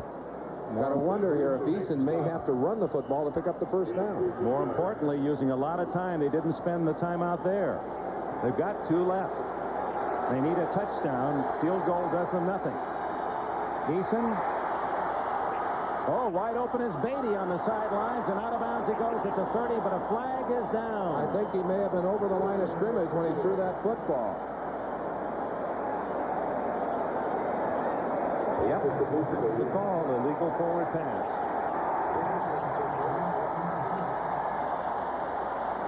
Eason scrambling, but knowing he didn't want to run that football. Boy, that puts him in a critical position because you lose the down, and they'll mark it back 5 yards. It'll be 4th and 6. Offense, number 11, illegal forward pass, and rule 5 yards, loss of down, 4th down. So the pressure now on Eason and the Patriots, 4th down and 6. They must make the 6th. Well, he's going to use a timeout here, even though the penalty calls time, because with 34 seconds left, they can't afford to make a mistake at this spot. It's do or die. Now that gives us a chance to wrap up all the scores of this day. And still no finals. Late running games. Raiders still by 10. And Dallas late has rallied to take a 3-point lead at San Diego. The Jets apparently will go 10-1. 9 straight wins for the Jets. These are the finals from earlier today. Cincinnati, the Giants, the Bears winners. As were Miami, New Orleans, and Pittsburgh. Detroit and Green Bay. The executive producer of NBC Sports, Michael Weissman. Coordinating producer of NBC football coverage, Ted Nathanson. Coordinating producer of NFL 86 is John Filippelli. Today's telecast produced by George Finkel, directed by Andy Rosenberg. NFL 86 produced by Ricky Diamond. NFL 86 directed by Mary Buda Lamicio. Technical directors Jim Marshall and Salvatore Nagita. Now all the pressure on the Patriots. They have but one timeout left, and they're looking at a 4th and 6. Well, they've had their meeting on the sideline. Everyone's had a chance to have their say, and they've selected a play. Rams, of course, need a win to stay a half game at least in front of the 49ers. New England looking for a win, with the Jets already victorious, or apparently victorious. New England may not be able to take the East, but they're sitting in a good wild card spot. Would like to keep that in an improved situation. There it is, 4th and 7. Do or die play for the Patriots.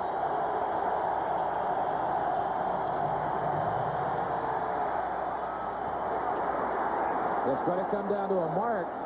Now, they appeared to have the first down yardage, but, boy, they weren't any too generous with the mark. And on the far side of the field, the official had marked it for a first down. Now they say it is a first down, but the clock is running. 20 seconds, 19. You've got to go deep. First, they're going to stop the clock. Amazing how that evil time eats away at your hopes.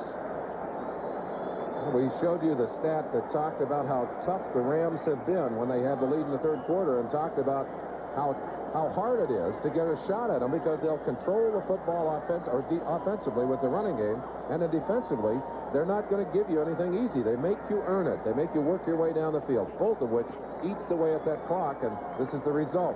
13 seconds left, and you're still 51 yards away from your end zone. Patriots do have one timeout, so they, in essence, have time for 2 plays. The Rams have too many players on the field. I think 2, 4, 6, 8, 10, no, 11 players, but late coming out. And a quick timeout called by the Rams. Yeah, John Robinson saw that the defense was in trouble, wanted to be sure they were set, and he screamed out to call time. Talking to Carl Eckern, he said that very often now teams are waiting to send their substitutes on the field. So Fritz Shermer will do the same thing. He'll wait to send his people on the field. Only the advantage for the defense is that they don't have to fight that 30-second clock. We can duck in a final. San Diego leading the Cowboys 21-10 in the 4th quarter, and Dallas rallies on a Herschel Walker touchdown and a Pallor touchdown run, and it's the Cowboys prevailing 24-21. This telecast presented by authority of the National Football League, intended for the private use of our audience. Any rebroadcast or other use of this telecast without the express written consent of the Los Angeles Rams and the National Football League is prohibited. Well, you got 2 plays, and I'm sure that Raymond Berry and Tony Eason are together on that. They must cross the goal line to win it. 28-23 Rams.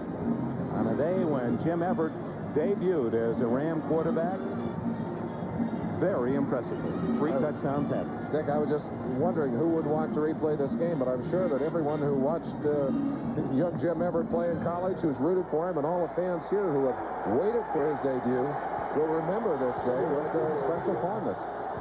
Tony Eason would like to throw a big carpet over that joy here in Anaheim. But running the football won't do it. He steps out of bounds with 3 seconds left. Well, for Eason, that is quite a move. He couldn't have done much better with a pass, and now one play for it all. The Rams stop Eason, and they win. Eason 25 yards away from a dramatic come-from-behind win. Does exactly what he has to do. Not a receiver open. Breaks away from the rush right there. That's Green again, Kevin Green, and makes a hard decision there. If he's tackled inbounds, the game is over. But he managed to get out of bounds. He saves it for one play, and now it's that outside speed. 3 great wide receivers. In fact, we may see 4 wide receivers. I think we probably will on this play, and you know they're going for the end zone. And it isn't a Hail Mary situation where he has to throw it up and hope somebody can outleap the defense. He can actually work a play. It'd be interesting to see how the Rams align. They can almost put people right down, 4 or 5 of them on the goal line. Say, come on down, and we'll let you complete anything in front of us. I think you're going to see them making sure that nobody gets behind them. But, of course, that can be dangerous because Eason is a very accurate passer. If he gets the right kind of pattern, he puts it in their hands, and away they go. Grogan, you see him. He's coordinating that discussion. I think he'll make the final call on this play. And it's interesting that he's trusted by Raymond Berry, by that offensive staff, to make those decisions. He'll take the input, as he does there from Eason. He'll take the input from receivers, but eventually he has to make that call. Well, this is for the game. Both teams entered 7-3. One will go out with an 8th win, and this is the play. Try and throw it on the sideline for John Robinson. I don't blame you, John.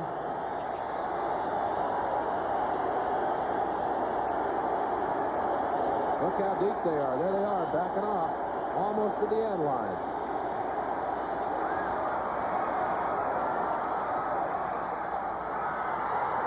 It's caught for a touchdown.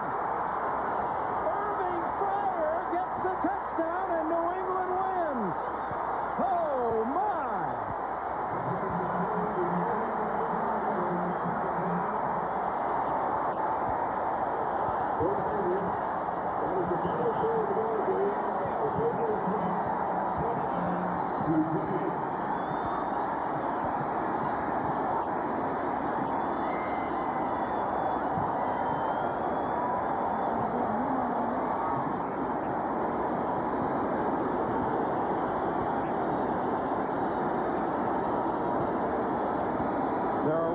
Just stunned, sitting in the middle of the field. The game isn't officially over. They still have to kick the extra point.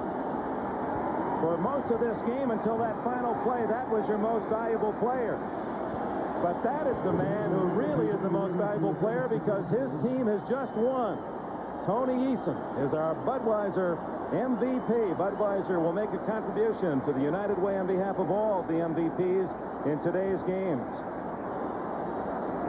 They're standing over the ball. I wonder if they want a replay of that play. I guess maybe they're just, the time is out on the clock. Got to kick the extra point. Got to kick the extra point. This is just a pass that's going down. Everybody waiting down there. What you hope is that ball bounces as it does here. And then Irving Fryer, number 20, goes up and picks it off. Stanley Morgan up to tap that ball the first time. 86, watch him, jumping right here. Taps the football. And Irving Fryer grabs it before it gets out of the end zone. That's just the old rebound scene, a basketball rebound. Everybody under the boards, and somebody's got to rip it down. This is academic. Tony Franklin kicks the extra point, and the final score. Well, it was the Jim Everett story, but Tony Eason wrote the final chapter.